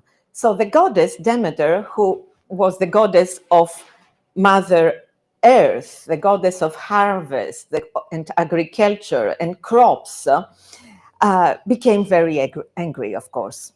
And that way, when Erysichthon cut down a sacred oak tree, that was it. She became so angry, and there was a curse. One of the nymphs in the forest was dead because of that, and there was a curse on Erysichthon. And which curse was, in fact, to place Erysichthon in a constant state of hunger. That is, food acted like fuel on a fire with him. The more he ate, the hungrier he got. So he sold his possessions to buy food, but he was still angry. He even sold his own daughter, and he was always hungry. He couldn't get out of the curse, and eventually Erysichthon ate himself in hunger. Nothing of him remained. So, as a powerful artistic metaphor, this is a warning against the endless, unsustainable appetite that drives modern consumption. Nature is sacred, not merely transactional. A second example that I would like to present and has to do with urban planning, again, coming from ancient Greece. You know, ancient Greeks were also brilliant city planners. In cities like Olynthus, for example, Olynthus is in present-day Halkidiki. Some of you may have already visited this area in the northern part of Greece. So already in the 5th century BC, Courtyard houses were built facing south to capture winter sun for heat and block the intense summer sun at the same time. So this is a passive solar design, an early form of energy efficiency. Even more, the Minoans, again, some of you may be familiar with this civilization, ancient civilization at the island of Crete and in Knossos in particular, which was Europe's oldest urban center at the time. So Knossos had a very sophisticated drainage and water recycling system thousands of years ago. They understood the value of every drop.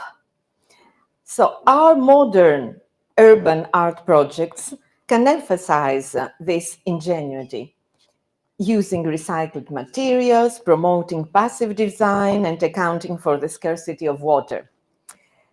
And last example I would like to present to you has to do with art as a civic duty, which used to be called liturgia in the ancient times.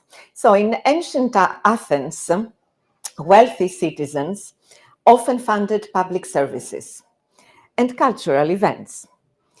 This was called a liturgia, a public work. This wasn't just charity, it was a civic obligation to the community. One of the most expensive liturgias was the sponsorship nowadays. So chorigia in ancient Greece. The sponsor undertook to fund the tragedies, for example, and comedies that completed public celebrations at the time and so on. And it was a great honor to offer the sponsorship because of the public recognition that was attached to it. So today, we need to view climate action and urban sustainability not just as a government task, but as a modern liturgia as well. We need your art to become a public work, drawing citizens together to sponsor, for example, a tree, to clean a river or reclaim a public square. Now, with these three examples, I wanted to maybe offer some inspiration from Greek art and civilization. And the ultimate goal, of course, is to use art to restore the ancient reverence for Gaia, Yi, Mother Earth. Artists' creations can be the spark that helps our citizens feel that ancient deep kinship with the natural world. Artists have always been the true architects of culture. So, guided by the enduring light of Greek civilizations, artists can inspire us to a new, beautiful, and sustainable chapter for our citizens, cities, and our planet. So, with this, I finish my small remarks to you. Warm congratulations to the countries participating in Creative Europe project. And to the organizers and the WRAC Museum for hosting the event, and to all participating artists, of course, for their contribution in turning the tide. Ευχαριστώ πολύ. Thank you very much.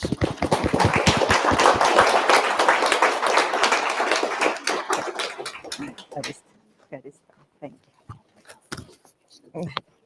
Ευχαριστούμε πολύ. Thank you so much. So to continue in the same theme with Greece, and focusing on post-fire recovery and youth participation, I would like to invite Valia Albani, curator at Artit in Greece, who will also present later Frosso Papadimitriou, the artist that worked in Greece. So Valia, welcome. Hello everyone, good afternoon. I also promise to be brief, so you can have we can all have our break actually.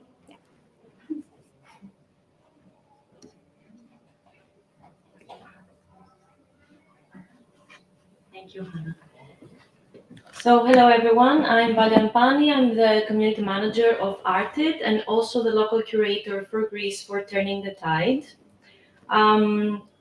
Last May, we hosted the ICHNI International Lab, the Turning the Tide International Lab in Evia. But to give you some context on what exactly happened and to be able to understand how we shaped the lab, I think it's worth saying a few words about Artit first. So Artit is a digital platform that is committed to connecting artists with opportunities worldwide. But additionally, we also curate and participate in projects that connect artistic practice with social and environmental realities. We aim to build a bridge between culture, creativity, and research, and this is what we think we did also in Evia. So last May, we hosted the ICHNI International Lab. ICHNI is the Greek word for traces, and we decided to use this word because traces is what were left after the extreme wildfires and following floods that happened in the region in 2021. So there was a 3-day event of conversations around this topic and around themes of resilience and how the land and the people understood what happened. But before that, before the public program, there was also a residency of 4 international artists that stayed in the region. I was also there, and also Dear Hunter were there. And the main question that we asked ourselves is, how can art help us process and heal and also adapt in the face of overlapping crisis? And to begin answering this question, we had to start by listening to the landscape and listening to the people. And these are just a few pictures of what happened during the residency. I wish we had more time, but what I can share with you is that we went there and we had no idea how the people would react to us being there, but they were extremely warm and extremely kind with us, and they saw art as a tool to share and to be heard and to make a change. So this is just so I can navigate you a little bit. In the top left, you can see a picture of the team of artists and me in the 4th Museum of Prokopi. This is a great initiative because it's a volunteer-run museum, run completely by volunteer firefighters in the region that were there during of course, the wildfires and still are trying to make a change and to prevent this catastrophe from happening again.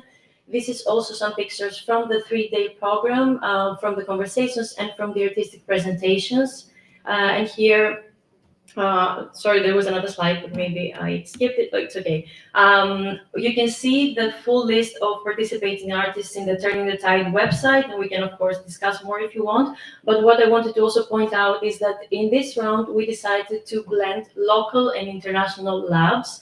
This means that we had 2 local artists working alongside our international artists, and this was very interesting because there was a blend of different perspectives, people who were already familiar with the region and people who hadn't seen or didn't have any context on what was happening in Evia. Here is a slide with the participating artists. You can see the names, and also we had 2 supporting artists from the region that actually saw the project. They were very interested in participating, so we had them with us. It's Omiros and Yannis Koulouridis. We're also very thankful for them as well. And to briefly also present the work of Froso Papadimitriou, whom you'll hear from in just a second. Froso did a brilliant project. This is the Golden Pine Cone. It was basically a contemporary tale that was constructed by collecting testimonials from the local people in Evia.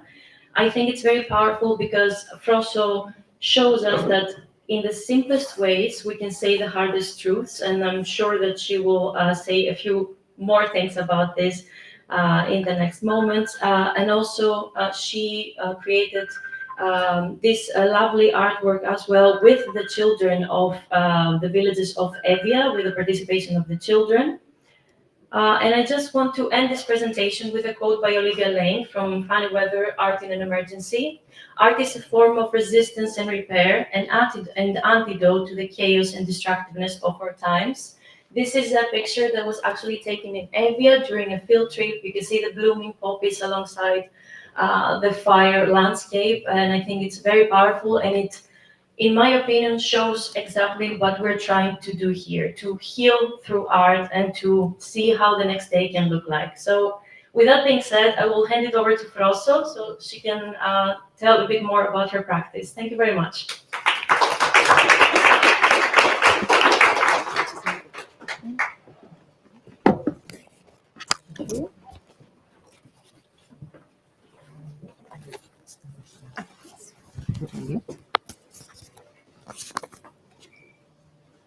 Okay, and do I need the microphone? No, yes. Okay, thank you. Hello, everybody. Really nice to see you all here. I'm going to apologize, I'm going to have to read because me talking and time limit never worked out. So it's going to be, so I'm just going to try and organize myself. So my name is Frosso Papadimitriou. I'm a practicing artist and a designer. I'm based between UK and Greece. I'm also a guest lecturer at the Royal College of Art for the postgraduate program of environmental architecture. And part of my work is to conduct field research in different areas in Greece. And that's actually what brought me initially to Evia, and in particularly Northern Evia. That's what is my main focus that then came in the residency. So this is Evia. This is where we were in the northern part of that. As the theme of the residency was the water element, I started looking into the devastating floods that occurred in the island, and in particular the flood of October 2021, which affected mainly the northern part of the island. But very, very quickly, I had to go against the flow and up to the mountains, as the flooding was a direct outcome of the colossal fire that took place that August that year. It erased almost 500 million square meters of pine forest, to understand 70,000 football pitches or 1.5 Stockholms. Earlier that year, in February 2021, the storm Media had already hit Evia and caused heavy damage to the forest, villages, and the agriculture. The fire that followed the summer cleared almost entirely the forest, leaving the mountaintops bare. When the heavy rain fell in October that year, it found no resistance, and the water terraformed the land by stripping bare fertile areas and corroding the coastal line. In this chain of events, what really struck me was the permanency of change the fire brought to the landscape and the community. The livelihoods of the communities on the mountain were irreversibly affected. Talking to the residents in the coastal town of Limni, I could also see that instilled in them was the fear of flood with every heavy rain. Since 2021, there has been a series of flooding in the area. While I was in the area previously, I had a discussion with the Raisin Tapers Union, who told me how over 11 days they saw their future turning literally into ashes. The Evia resin collection is, or probably was now, the largest in Greece, and one of the few trades which works in tandem with the nature, not destroying the nature. The pine trees required at least 35 years to grow and reach peak point for resin collection, and therefore this current generation of resin collectors could actually be the very last, as the trade passes from generation to generation. The permanency of change in such a short time frame made me wonder how much more local natural knowledge was lost to younger generations as a result, and whether that knowledge is actually useful and important to preserve.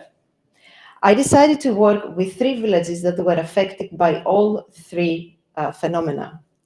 So Kurkuli village is a small village on the Xiro mountain with an aging population, and due damage during the snowstorms, was also almost burned by fire, was cut off from food supply and electricity for days due to the floods, and the main source of income is the forest. Skepasti, a village a bit lower in altitude, younger demographic, mainly families with young children. The fire affected the majority of the population. The main source of income is the forest. Kehries, a village at the foot of the Xiro mountain with a larger population, more equally divided in age groups, agriculture and beekeeping affected by the floods. The main source of income is not dependent on the forest, and a small portion of the forest was actually managed to preserve. The first location I visited was Kurkuli. My main contact, Maria Yerakari, which I owe her a lot, arranged a meeting with the local community at the village cafe, or actually, truly, I just invaded the cafe in a rush hour. So I managed to cut like 50 to 20 people and talk with them. Unfortunately, this is the only documentation I have from all of my encounter with the people from the different villages, because I hadn't had established yet the connection and the familiarity to start taking pictures. I was there to hear them, talk to them, and make them feel comfortable. So, it was a compelling experience hearing them talk and recalling images of the destruction they witnessed and how they fought against what was going on with fear of their own lives. Anger, hopelessness, distrust, division, sadness, and a collective trauma that was actually rooted at the failure of a state to protect them and actually support them on the aftermath. They, however, made me feel very welcome and participated in a dialogue for over 6 hours. Coffees went to beer very fast. The cafe had a good day that day. But unfortunately, that was not all fun.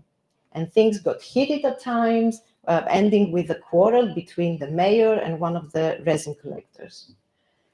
In Skepasti, I mainly met with members of the Resin Tapers Union.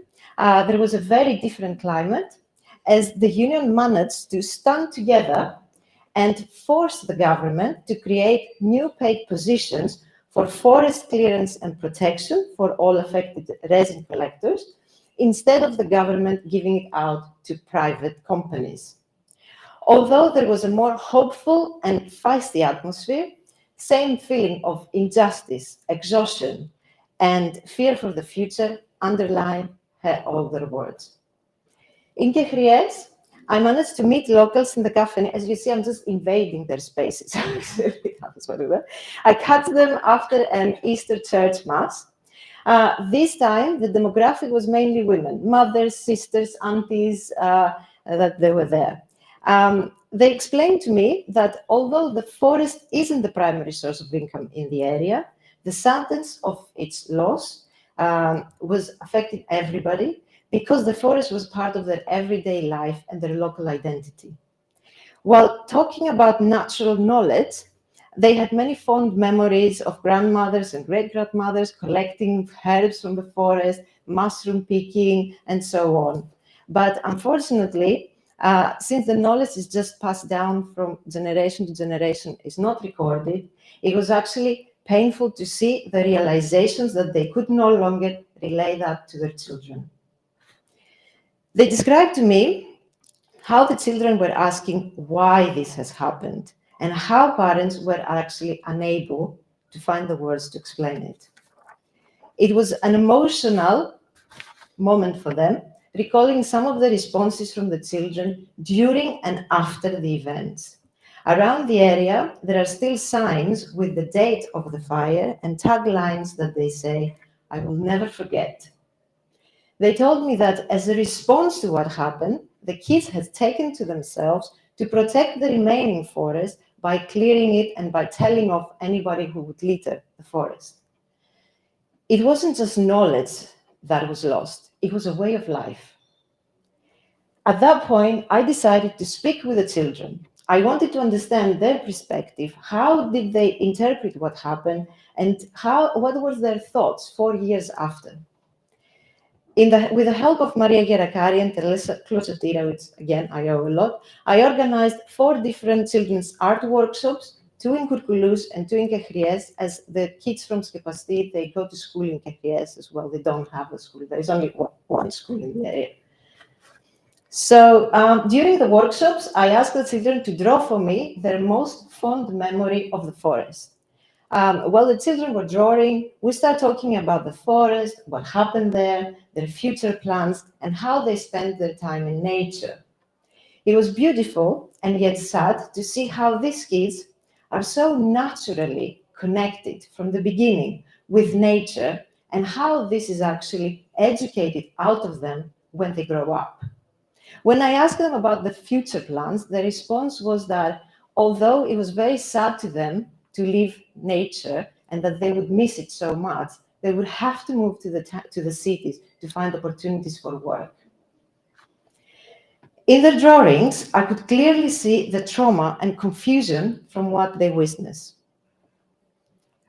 Although these are their most fond memories of the forest, you can actually see the elements of what they've experienced. This drawing was made by Konstantina, 7 years old. When the fire broke out, Konstantina was 3 years old. She actually told me that she had no memory of the forest before the fire. So that was the only thing she could draw. In the second workshop, I asked the children to paint on one canvas on which I had drawn images of nature with white threads. It was almost like find the image game. And it was a game. The idea of the workshop wasn't to make something, it was actually to play and talk, to get the children talking about nature. Many children spoke about what happened, the future, and the new trees that they saw growing. Children have all the time in the world to wait for a forest to grow. They can actually turn a barren cemetery, burnt and trees, as a playground. But what happened though is that there was a recurrent question they had. How are we incapable to protect something that is so dear and important to us? What happened to Northern Evia is a timeline of events displaying a stark view of how political negligence, opportunistic economics, administrative failure, and lack of climate knowledge converge to turn a series of natural disasters into a devastation. While climate change is typically framed in terms of atmospheric shifts, natural disasters, it also has an underlying intrinsic economical and political character, especially in how climate change is used and applied. I am not going to make it. I'm going to steal your break. I'm just telling you now. That's it. So They're going to blame me. No, no. I'm sorry. Your break is mine. So just continue. I'm not going to take that long, but I'm going to need a couple of minutes more. The storm that winter broke many trees, which closed down passages in the forest. Due to legislation, the forest couldn't be cleared fast enough, despite people warning, creating a fire hazard. That summer, Greece had a heat wave. However, the majority of the people in northern area were adamant that the fire was intentional. Even older children witnessed random fire combustions happening simultaneously in different locations. Most terrifying was the state's lack of support. Northern Evia was burning for 11 days, from one side of the island to the other. I saw videos on people's phones where the fire brigade stood idly by while locals are using hoses from their houses to actually fight the fire. The state's concern was only to avoid having victims, but protecting the forest was actually of no interest, it seems like, and even though there was time for it. According to newspapers and local testimonies, you know what's going on? It will come. Yeah. It will come. Okay. Yeah. and a documentary of El Psaru at Northern Evia, Plan A or B. Soon after, a private association, in collaboration with the company, presented the development plan of the area, including luxury hotels, remote working hubs, renewable energy parks. Obviously, the plan was postponed due to local outrage, but rumors have it that it might start from next year. The floods were the final blow to the area. Again, despite local warnings for the flood prevention measures, they took too long and the water caused irreparable damage and losses to the remaining population of the area that was actually not so much affected by the fire. The state made it nearly impossible for the local unions to be contracted to clear and restore the forest while giving out contracts to private companies. In 2027, the union's contracts will actually terminate with the possibility of not being renewed. The state labeled the incident as climate change and used it in their campaigns for renewable energy and new developments. For me, it became clear that the work I needed to do was that of a narrator rather than a protagonist. There was a story that needed to be told to heal and prevent such future outcomes. A story that reminded people how ephemeral our lives are, and even when everything fails, by being united, we can achieve shared goals. It was a story that the adults couldn't find the words to tell it to their children, and the children didn't have the understanding of the world to tell it to their parents. I wanted to create this bridge not to instill a responsibility to the children for their future, but to prompt them to ask the adults difficult questions that can only answer with actions and not words. I focused on staying in the background, note-taking, and creating a calm yet empowering environment where the voices of the people were heard but not dissected. I used their descriptive phrases verbatim throughout the story, so that the Golden Pine Cone actually is a place where it's truly composed by their voices, and they can find themselves in that work. I constructed a fairy tale not to escape reality, but rather as a way to reframe it. Knowledge manifests in different forms, and through time it has traveled further by parables, stories, and folklore, enduring moral and environmental insights in symbolic forms. This is especially true for children, as the tales become the bridge to the world they inherit from their parents. We use tales and metaphors to simplify and describe the complex environments we live in, and by being positioned as the audience, we are then able to reflect on ourselves.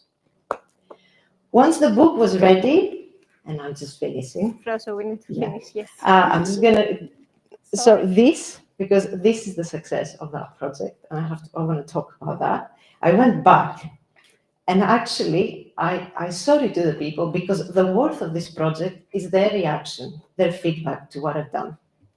So there was very positive reception, and they asked me to provide copies. So we managed to actually print 5 copies for each village, that they were distributed in cafes, the union, the school, and the library, and so on. So the book actually is there with the people. And the Cultural Association of Cacriès requested me to print, if I could, to print a book for each child in the school. Actually, their funding is not enough for the printing, so we're looking for funding to do that, actually, to print the book, and maybe a small publishing house that might actually want to undertake that. And I was invited to do some school readings and maybe a puppet show with a local artist. So this project actually still has some space to grow. So watch this space and come and see the book tomorrow at the fair. Thank you very much, and sorry for taking your break. Sorry.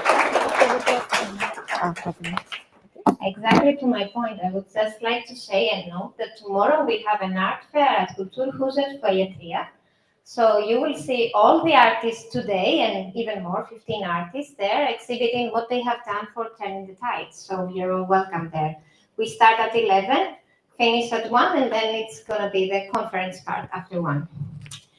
And Hannah, I need your help with the next presentation. Our next session, and last before coffee, we have more after, but I promise. It looks at engagement in the Baltic Sea with examples from Gdansk. I would like to welcome Natalia Svizan.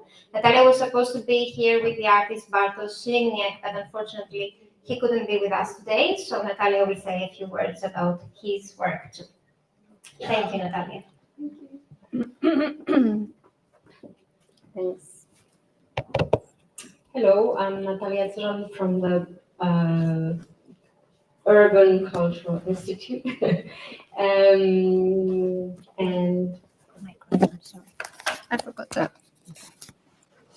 Okay, and I would like to tell you briefly about one particular place in Gdańsk that is, it's one place, but it has a potential of becoming a starting point for many new spaces and many projects and artistic initiatives in the city of Gdańsk.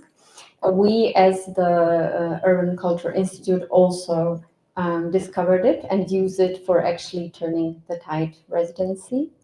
It's called Grid Art Hub, and it's a newly opened independent creative space located in the heart of the Gdańsk shipyard area.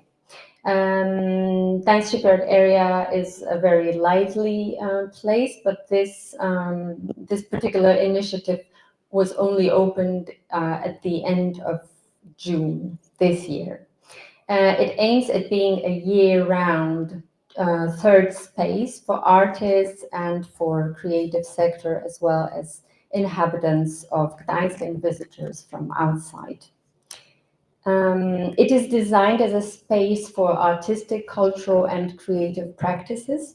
There's a common table for discussions and for meals. It has artistic studios and residencies. It has communal areas and a very rich program of events. It also presents art. The space occupies over 1,000 square meters and has 9 permanent studios and 3 residency spaces managed in cooperation with the city of Gdańsk and for emerging artists, and the Academy of Fine Arts in Gdańsk for students and creative initiatives. Yeah. Some more art in the space. As the City Culture Institute or Urban Culture Institute, we also decided to collaborate with a Grid Art Hub and organized a showcase of an artistic work of our Turning the Tide local artist Linda Lemon. And the project talked about the problem of ghost nets in the Baltic Sea. The artist created 2 swings woven from recovered fishing nets. They were hung in the grid space to arrange a temporary relaxation zone and were very popular. And then the showcase was also accompanied by a basket weaving workshop using salvaged nets.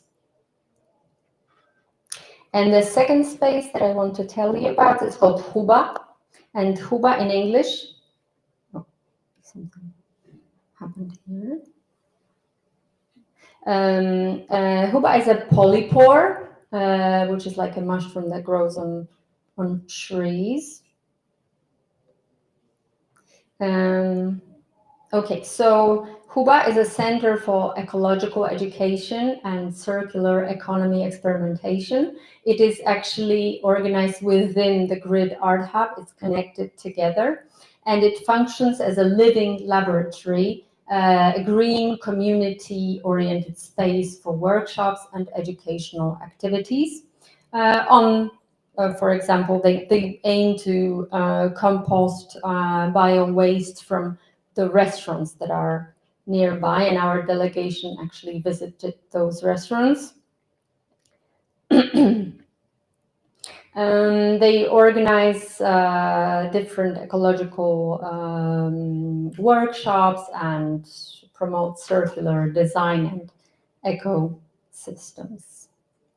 So I highly recommend to visit those places because they are like what Gdańsk, what the new, modern and young Gdańsk is all about now. And now I want to tell you about Bartosz, just a few words because he's a great artist, was also our artist in residency in Gdańsk within the Turning the Tide project. And sadly, he couldn't come today. He himself got into hospital today. So I would like to say very sorry in his name. And I want to tell you about this person because it's a great person who works a lot with children and with the community of Nowy Port, Newport, a water-based district in Gdańsk. And during his Turning the Tide residency, Bartosz developed a research-based and community-oriented artistic project called Baltic Memory. And he led a study visit to the seal sanctuary in Hell for school children from Nowy Port district. And they also had this educational workshop where they drew or sketched different sea creatures and learned about marine biodiversity and generally deepened their ecological awareness of the Baltic Sea. And the participant created postcards for the Baltic Sea, which was like their poetic message to nature. And it was a really beautiful tool to build this awareness and connection between these children and art. Thank you very much.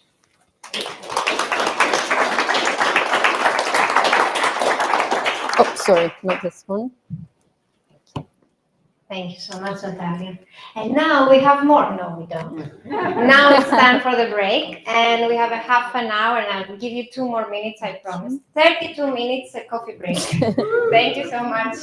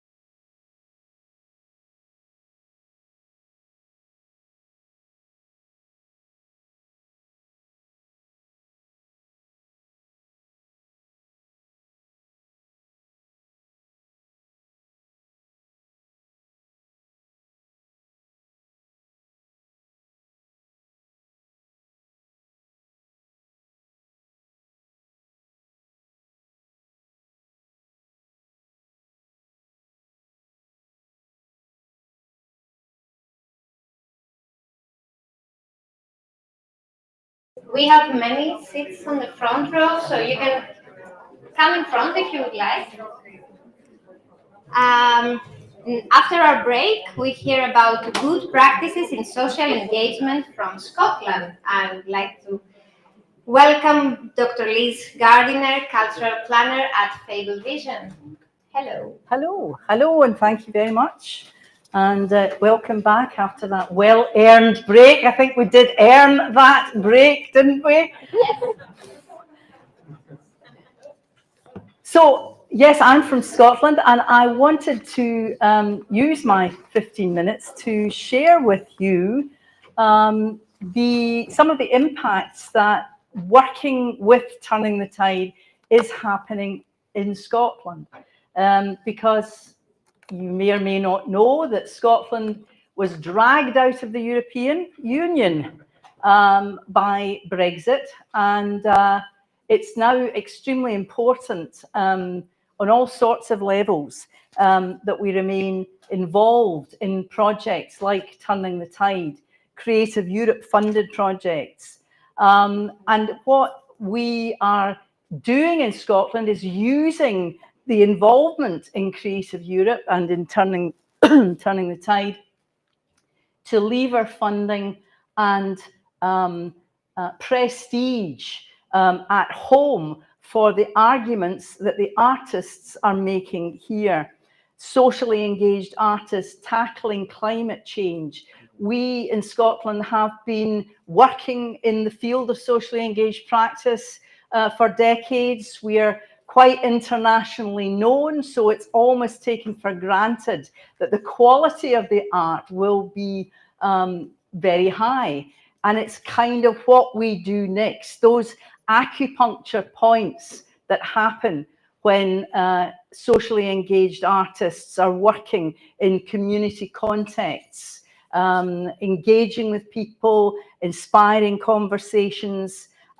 What then happens after the acupuncture point has been delivered? What then can unfold? And my sense is that it's up to us as the partners in the project to be the ones who make sure that those relationships are developed ongoingly with politicians, with planners, with architects and urban designers, with anybody who's involved in the conversations about climate change, and with academia. So with Creative Scotland funding, we have spread our reach across Scotland, and we've got 3 particular areas, one in Govan near Glasgow, one in Renfrewshire, and one in Dumfries in Galloway, where we've been working. We were lucky to be able to host the Climate Summit in Glasgow, which kicked off the Turning the Tide project. And during that summit, we introduced the 3 areas that we were going to be working in. We went to visit Govan, we went to visit Dumfries. We didn't manage to visit Renfrewshire, but we heard about it during the presentations during the summit.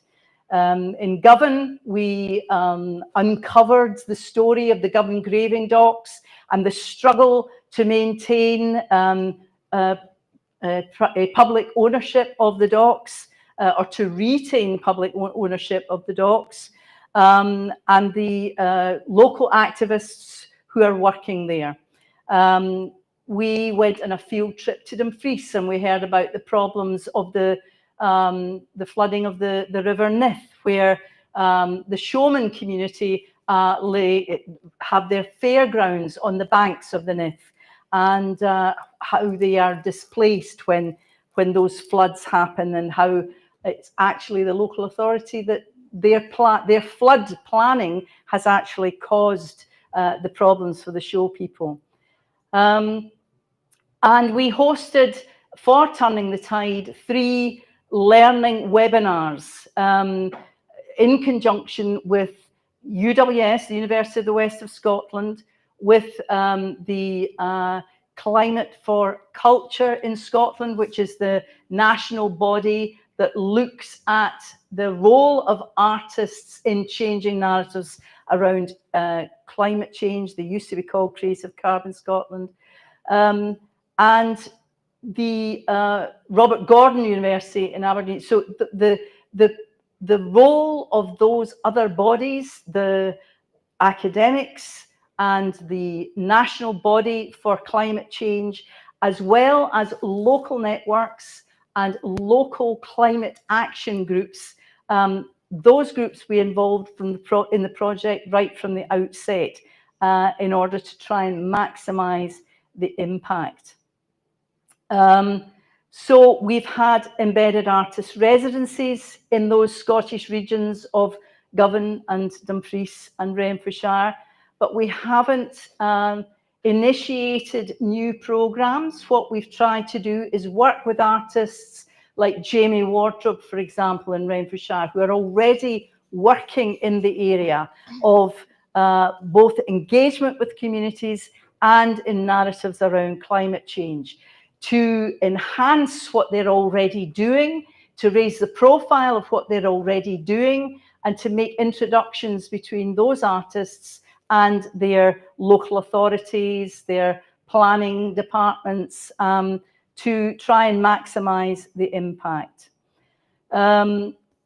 We had, because of the good fortunes of our engagement and involvement with Turning the Tide, we were able to send artists, one to Gdansk, Robin Wilson, who worked with activists and scientists in the area of climate change in Gdansk, and made a film, which when she came back, she used to great effect. And then Joe Hodges and Robbie Coleman, who came from Dumfries and Galloway, that's a more rural area, and we deliberately chose artists in a rural area to go to Evia in Greece, because we knew that there would be synergies there, and indeed it transpired. And both residencies sparked community engagement on their return. Robin, her film, the film that she made, was shown at the local urban labs in Govan and in Renfrewshire, sparking debate there. We had an involvement in Govan with an artist and architect who have developed a blog site looking at the rights of rivers. And that's been a really important engagement for us in terms of understanding the UN Declaration of the Rights of Rivers and incorporating that into our thinking. Robin herself, on her return, was actually diagnosed with a brain tumour. And she has used that experience to go digital and to make the links between climate change and what's happening in our bodies, and decrying the extractivist greed and the way that we are using and abusing the planet, and like that Greek myth, imploding in our own bodies at the end of the day. So we hosted film screenings, mapping and planning dialogues in both Govan and in Renfrewshire. In Govan, we worked with local artists, 16 Nicholson Street, an artists cooperative, who were doing a project engaging communities around the Govan graving docks, and they've produced a really exciting artwork, which is now incorporated in the Turning the Tide digital exhibition. And from their point of view, the involvement in Turning the Tide was so impactful that they've now achieved 3-year funding status from Creative Scotland, which is really quite extraordinary. So it really has made a difference for them. Plus, we've had all the engagement with the local authority and the planning departments. That has happened as a result of Turning the Tide. That's their atlas that they have produced as a result. In Renfrewshire, we worked with the local Climate Action Network and the Artists Network, Creative Renfrewshire, which is a network of artists and arts organisations in Renfrewshire, and we worked with the University of the West of Scotland. We brought them all together in a very exciting local event where we spent the day exploring ideas and the impact of artists in climate change. And as a result of that, we've managed, the chair of the local authority was present in the workshop. She invited us now to a sort of ongoing dialogue with the planning department. So we've now got UWS involved, we've got the Creative Renfrewshire represented, and we're having an ongoing dialogue with the planning department because they're really interested in looking at how artists can impact in climate change and how we can involve artists in some of the stalled spaces and empty buildings which are prevalent around Renfrewshire. Joe Hodges and Robbie Coleman, they were the artists from Dumfries who went to Evia in Greece, and we worked very closely with the Stove Network in Renfrewshire, so in Dumfries and Galloway. So they're like the equivalent of the Creative Renfrewshire in Renfrewshire, the Artists Network. And again, they've come back from their work in Evia, sharing the stories of the fire, sharing their practice, the 6 Bowls project that came out of it, telling the stories of the fire, and realising the synergies that are there in Dumfries, between Evia and Dumfries. One of the Valia talked about engagement with local artists, and they actually involved one of the local artists in their project. So all the photographs that they used were from a local artist who had documented the fire. We haven't actually had the follow-up events from that project yet in Dumfries and Galloway. That's an ongoing discussion. We're raising the funds for that now. We're talking with Dumfries and Galloway Council, and that will happen, we're quite sure, because we've worked in conjunction with those networks, with the university. The university works in Dumfries and Galloway as well as Renfrewshire and Govan. So we've worked with those groupings to make sure from the outset that there will be maximum impact from those acupuncture point interventions. Those are the campfire tales from Robbie and Joe as well, and that's us with the Stove in Dumfries and Galloway. So the rights of rivers now core to the theme of River Cities Network. We've got new funding bids going forward. There's a digital exhibition launching in Turning the Tide in the autumn, and our artists will all be involved in that, both the local and the international ones.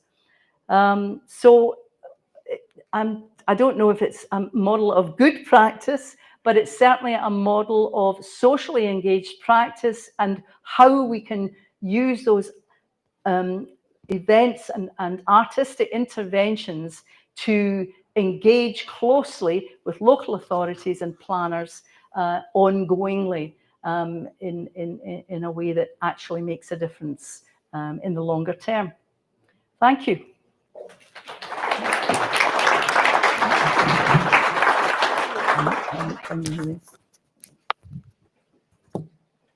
Oops. It's loud, sorry. Thank you, Liz. Hannah, I might need your help a little bit. So now it is time to introduce me. As I told you, I'm Elisabeth Opeyoriou, and I'm working as an international coordinator and curator of Intercult and the project Turning the Tide. And after traveling around the world earlier, or around Europe earlier. I will bring us back to Sweden now, and I will say a few words about us. So who are we? You can see us around. I'm Elisa, this is Hannah, we have Ivona, we have Martina, we have Jean, we have Karin. Jean is somewhere down, I think. Our motto is culture makes the difference. Intercult is a cultural organization. We're based in Södermalm, and we are working in the intersection of art, culture, and society. And what we want, or what we aim, and what we're doing is to connect Swedish artists with communities and international and European networks. So we want to bring Sweden abroad, but we want to bring also all international people in Sweden. This is how we do it, and this is what we're doing today. So we have several themes that we've been working with. The recent years, it's always international collaboration, obviously, but the recent years are sustainability, it's digital tools in arts, and of course it's supporting artists, always supporting artists. So for Turning the Tide, as Ivona said in the beginning of the day, we are the leaders of this project, but we are also representing Sweden, and we are leading the Swedish part of the project.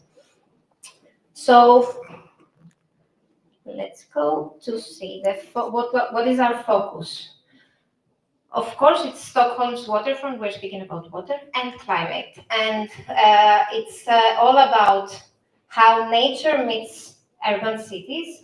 And also we picked, let's say, a focus point, and this is Slussen, as you can see here, which is in the middle of the city. It's an intersection of everything.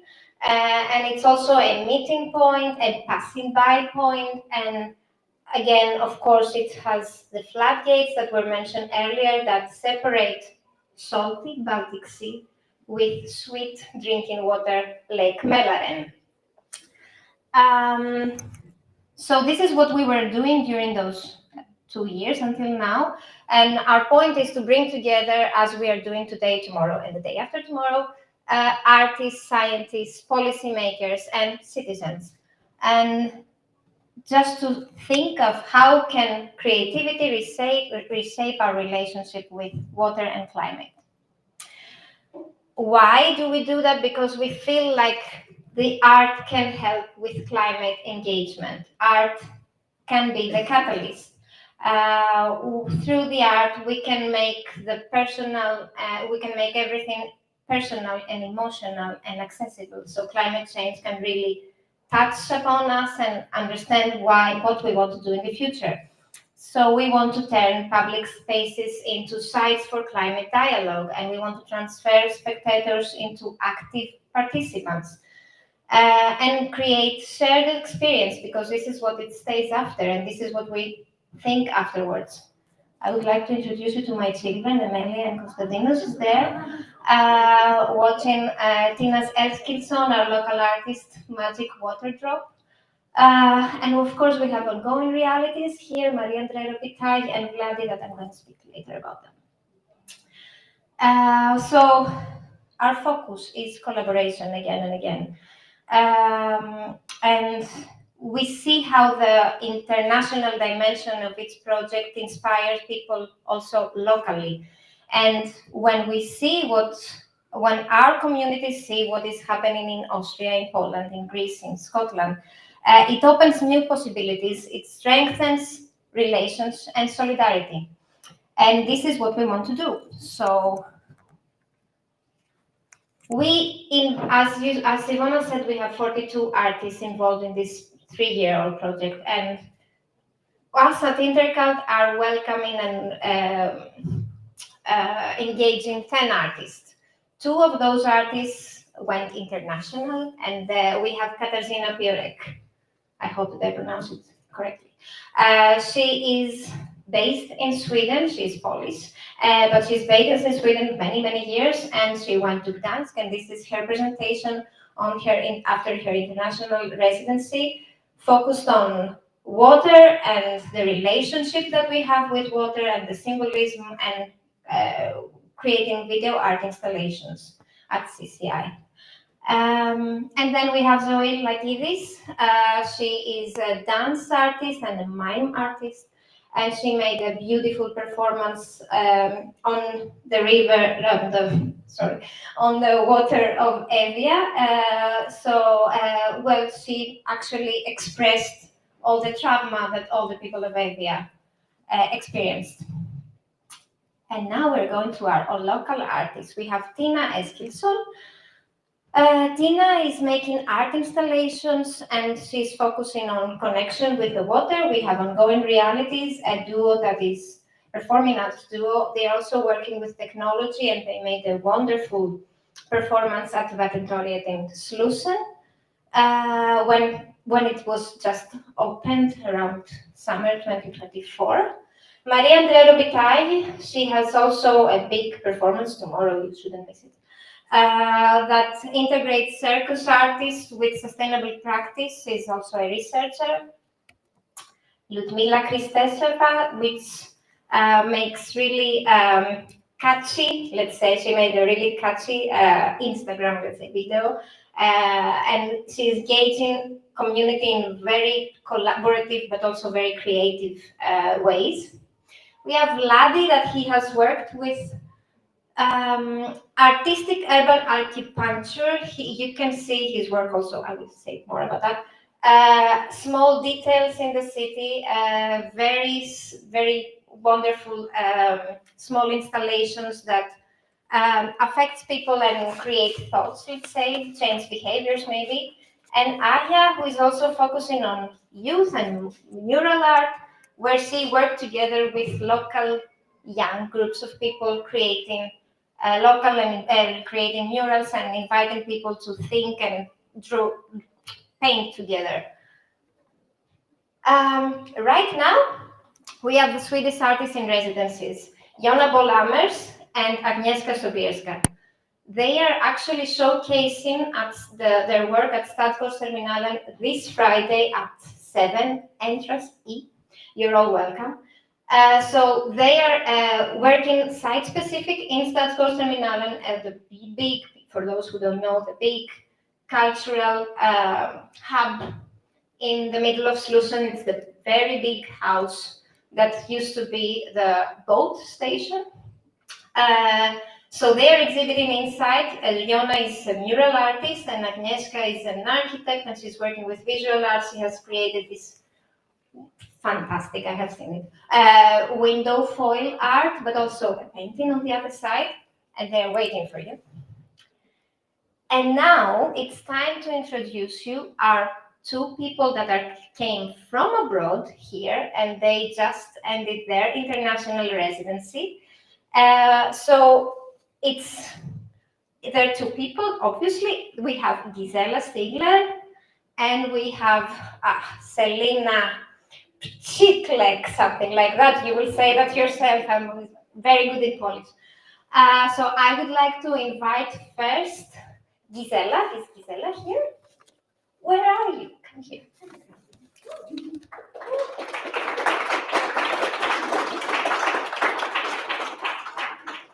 So Gisela will talk with us about her month here and what she has achieved.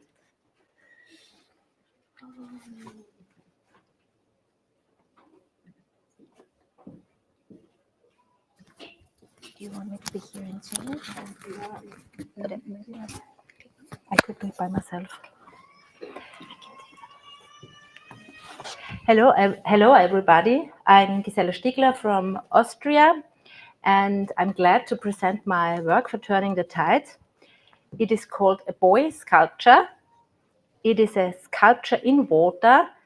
It is a monument for turning the tide. A boy sculpture, a storytelling sculpture and monument for turning the tide.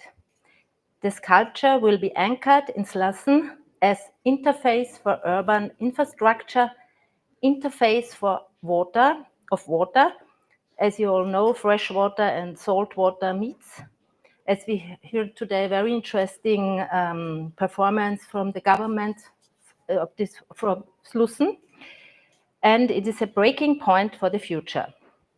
Slussen is an area in the center of Stockholm where everything comes together. Trains, underground trains, ships, ferries, thousands of people commuting between Södermalm and Gamla stan. A place of change, full movement, transitions, and contrasts. Here, diversity and dynamism of the 21st century society can be seen.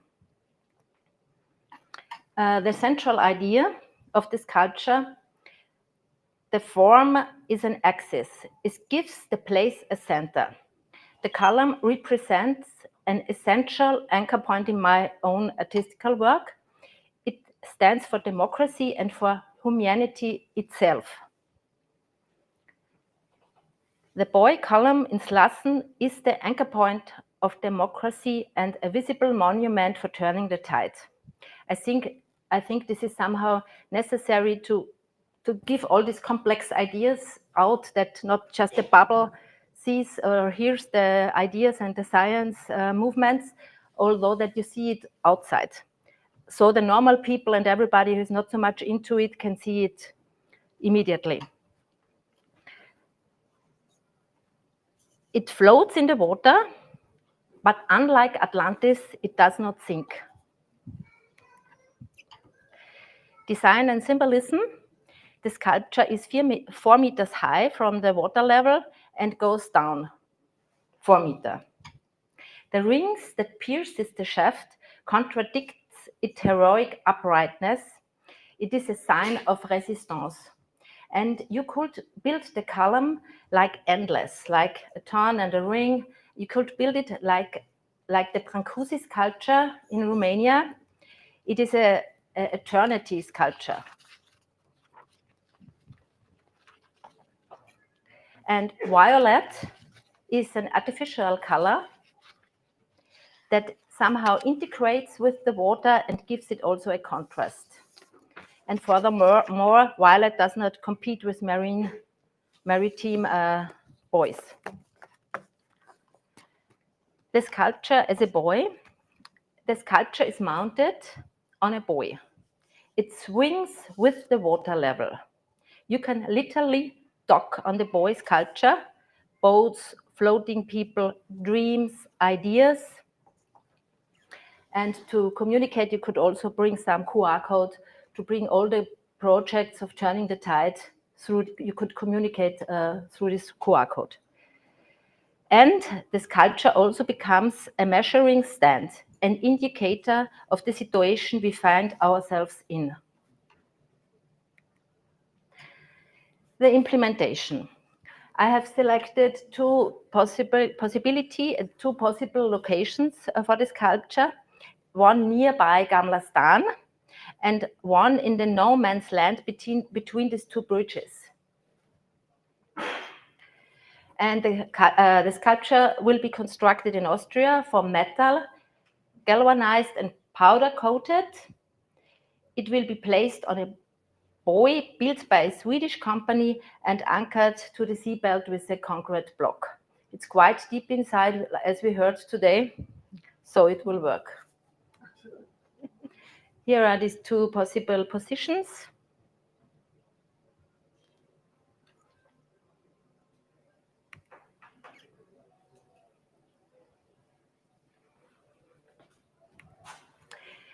And another Austrian artist was working in Slussen, Oskar Kokoschka. He has to escape from the First World War, from all the regressions in Austria, and he was painting in Slussen, former and old harbor of Stockholm. And it was an exhibition during the World War 1917 in Stockholm from the Wiener Moderne. It's interesting to have this kind of bridge from Vienna to Stockholm. And another bridge back to Vienna is the Slussen twin Oskar in the Seestadt Vienna.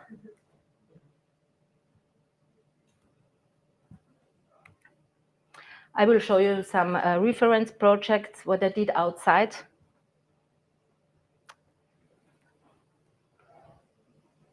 mainly.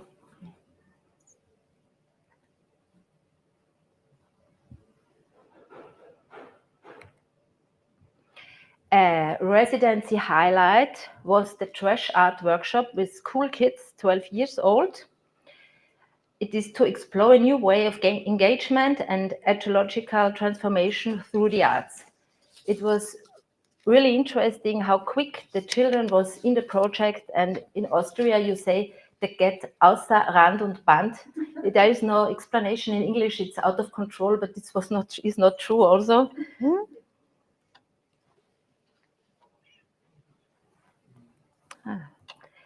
And thanks to Turning the Tide, to all supporters, especially to Karin and Bernd. Without them, I would not be here. And I have to say, it was a big pleasure to work with Intercult, with Elizabeth, Ivona, with Hannah, with Karin, with Sean. Yeah. Thank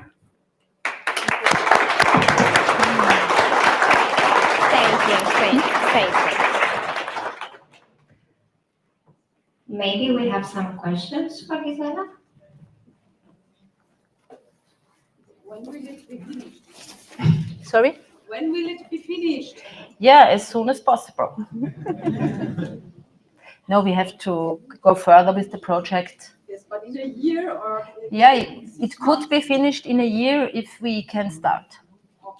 Just to let you know, obviously it's not a final construction that will be done, but it's a proposal. Gisela used this month of residency to make the proposal to the city. Of course, we don't know, we don't have a timeline or we don't have any confirmation yet. It's just her work on the city and how she reflects on what she sees. It's not something official here. Anyone else? Is the sculpture in Vienna in the Seestadt, is this already existing or is this also a proposal? It's also a photo collage. It is a sculpture existing in Linz at the Kepler University. I showed it in the reference project there. It's real, 6 meter high. And I had one, this is a real one. And the other one was a half a year in the Jesuitenkirche in Vienna. It was 11.5 meters high. So, but to build something in a water is something special.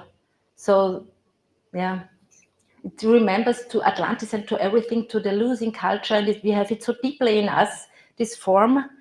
So it would be, I think it would, for the climate thematic, a good way to make a communication for the outside.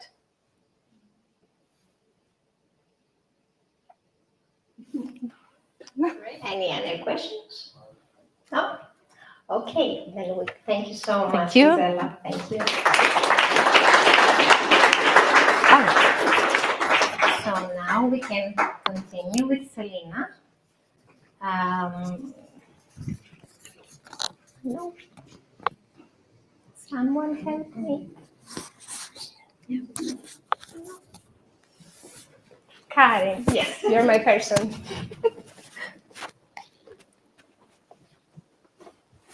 Hello. I'm Selina. My surname is Przyplank. It's a kind of hard name, but it's not my fault. See? I'm here for art residency. I'm a video artist, and I would tell you shortly about my work here, and then you will see what I managed to do in 1 month. So it's kind of a short time to build whole narrative and video and to make it make it finished, but I manage it. And I'm video artist that is interested in video art and video dance. So I'm connecting these two fields together. And this time I decided to collaborate with Zoe that she was mentioned. She was working in Greece. And we collaborated, we made a choreography to the film, and also I collected the stories from local people. The stories that I was asked were fairy tales. They remember from their childhood that they stayed in their identity. And I was also curious about these fairy tales that were connecting to water, and why I was so interested in them, because these whole stories had one common thing, a fear. Like fear was heart of every of this fairy tale. And I think that in topic of climate change, we are connecting to fears, a lot of fears. As a young woman living in Poland, I could admit that fear is something really constant, and I think it's also good to adapt to this fear, to not escape from it, but to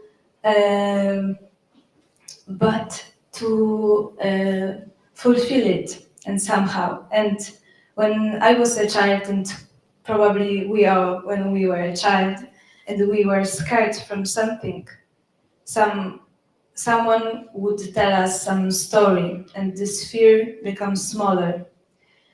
So I think this is the truth, because also we cannot really, make clever decisions with constant fear.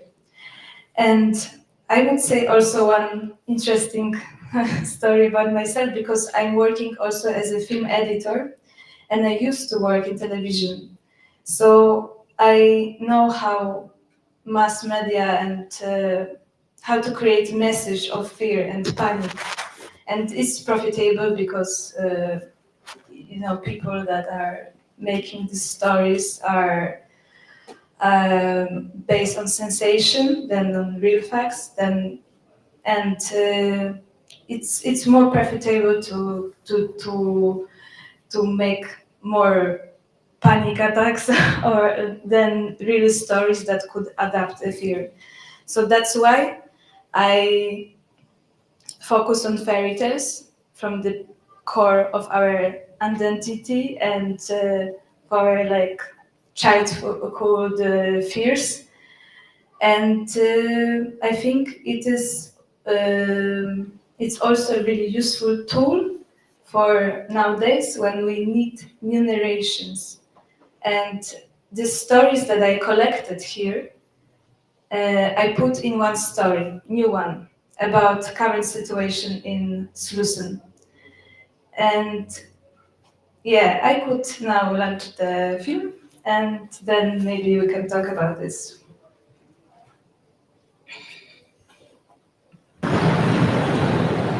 Det var en gång några fiskare som fick upp en liten människoliknande varelse på sina fiskeredskap.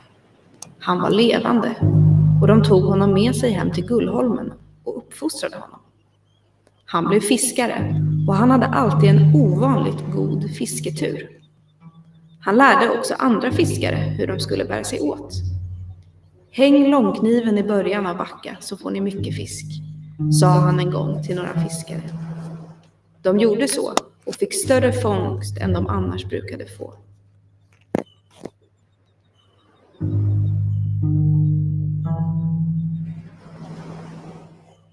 Efter det fiskade ingen lika bra som han. Men några sa att när han sov kunde man höra vågornas brus i hans andning och hans blick speglades havets djup. De visste inte att han var havets barn, ett sändebud från varelsen som sov i djupet under bron. Människorna kallade henne för trollet, men de gamla viskade ett annat namn. Vattenmonstret, väktaren av det friska vattnet. Vem är det som trampar på min bro? Det är bara den minsta bocken Bruse. Jag ska bara upp på fjället och äta mig fet. Då kommer jag ta dig, sa trollet. Åh nej, ta inte mig. Vänta på den som kommer efter. Han är mycket större. Trollet lät.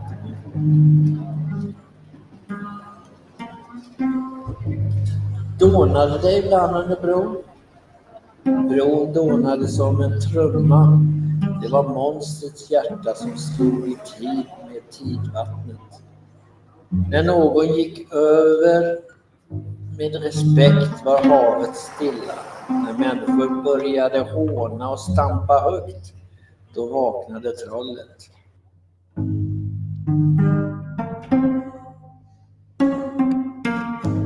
En dag kom torkan. Vattnet i brunnarna blev svart.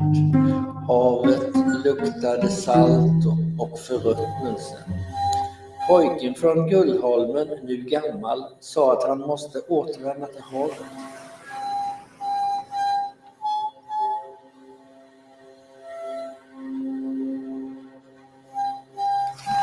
Och då rodde han ut på havet och hoppade i. Och sen kom han aldrig mer tillbaka. Men lite efter det att han hoppat i blev det en förfärlig storm.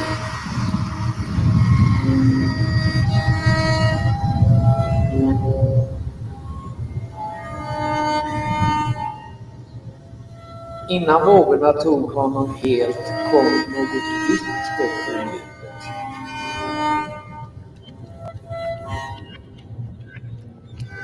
Där låg hon i många år.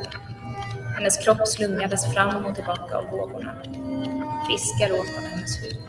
Sniglar sög hennes blod tills hon en dag bara var ett skelett.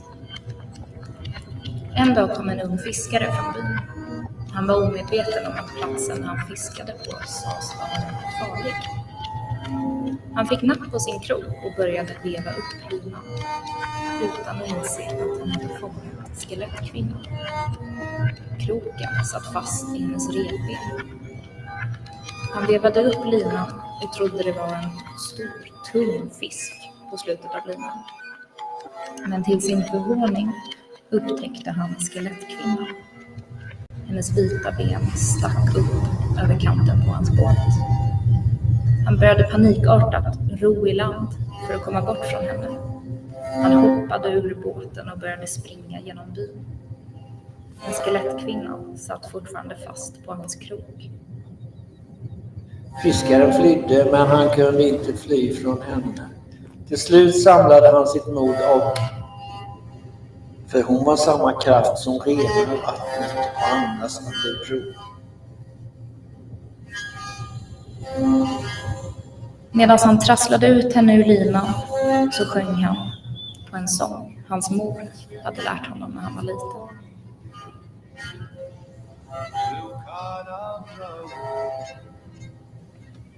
När hon var helt urtrasslad så kände han sig fruktansvärt trött. Han somnade. Skelettkvinnan var livrädd. Men hon hörde hans hjärta dunka. Dunk, dunk, dunk, dunk. Hjärtat lät som en trumma. Dunk, dunk, dunk, dunk. Livets trumma. Hon reste sig sakta upp och började gå mot mannen. Hon kunde inte motstå.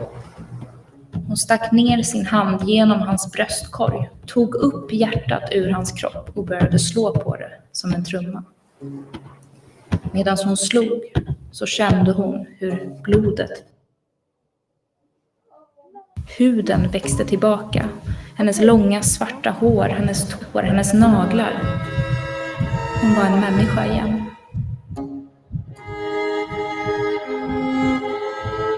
Sedan den dagen blev vattnet i floderna klart igen.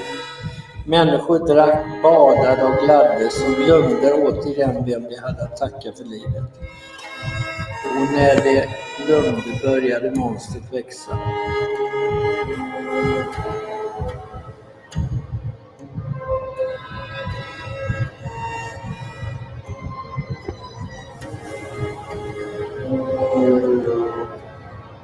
Kom det en stor monster med katthud.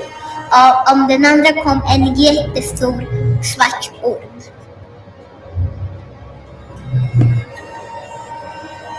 De sätter sig ihop och de blev en jättestor hemsk monster som skrämde folk hela tiden. Och det blev större och större och större. Tills en stor och klok man kom och han var jättestark och han läggde och han tog monstret och läggde den i en sten jättestark. Och om du har otur, då kan du hitta den sen. Så fängslades monstret i stenen under bron så att människorna kunde leva i fred. Men fred utan tacksamhet lever med.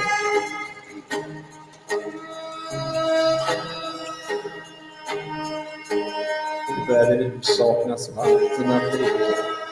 Havet fanns kvar, men det var salt och tungt och främmande. De gamla sa till de unga, vatten finns överallt, men inte allt vatten går att dricka. När du glömmer monstret blir havet bara salt. När du hedrar det blir vattnet sött och livet återvänder. För monstret är inte ont. Det är vattnets minne, dess hjärta som slår under bron. Man måste sjunga till det, som fiskaren sjöng för skelettkvinnan. Man måste rena vattnet, ta hand om det, inte skräpa ner, inte slå det med tyg, inte krångla det med högmod. Bara då talar vattnet ner.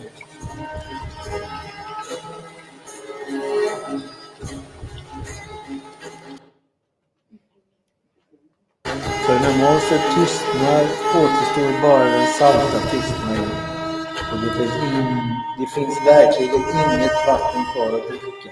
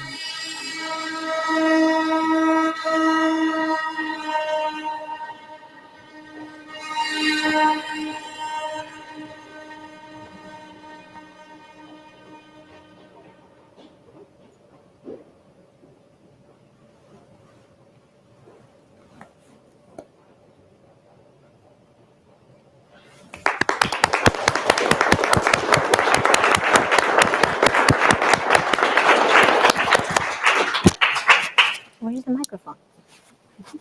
It's a pity that it was disturbed, but you can see it all downstairs.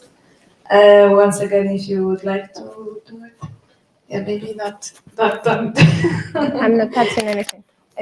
And also, during this process, like this art residency, I came up to the idea that maybe it would be nice to continue this work in different regions, to collect stories from, then from mountains, from valleys, from different regions of Europe, and to collect the stories and build some short forms of video arts and that could change a little bit narration of the problems they have in these regions. Thank you so much. It was so nice. Any questions for Selena? Okay. So that was the closing presentation. Thank you so much, everyone, for today. Before I forget, tomorrow we'll have, of course, 2 more days of Turning the Tide Stockholm Lab program. Tomorrow we start a bit earlier at 11 to 1, and we have an art fair and all the local and international artists that work in Stockholm, but also invited guests from artists from Austria, from Poland, and from Greece. will present their work we are at Kulturhuset Följetria. So yes, thank you, Karin. So you can see the program No, you cannot see the program. But anyway, so you can see the program. We have a full day we're starting first with the art fair, and of course we have a full day program with many talks, discussions, and also some small surprises performances. You're all welcome, and thank you so much for today. Yes, of course, it's in English every day. Thank you.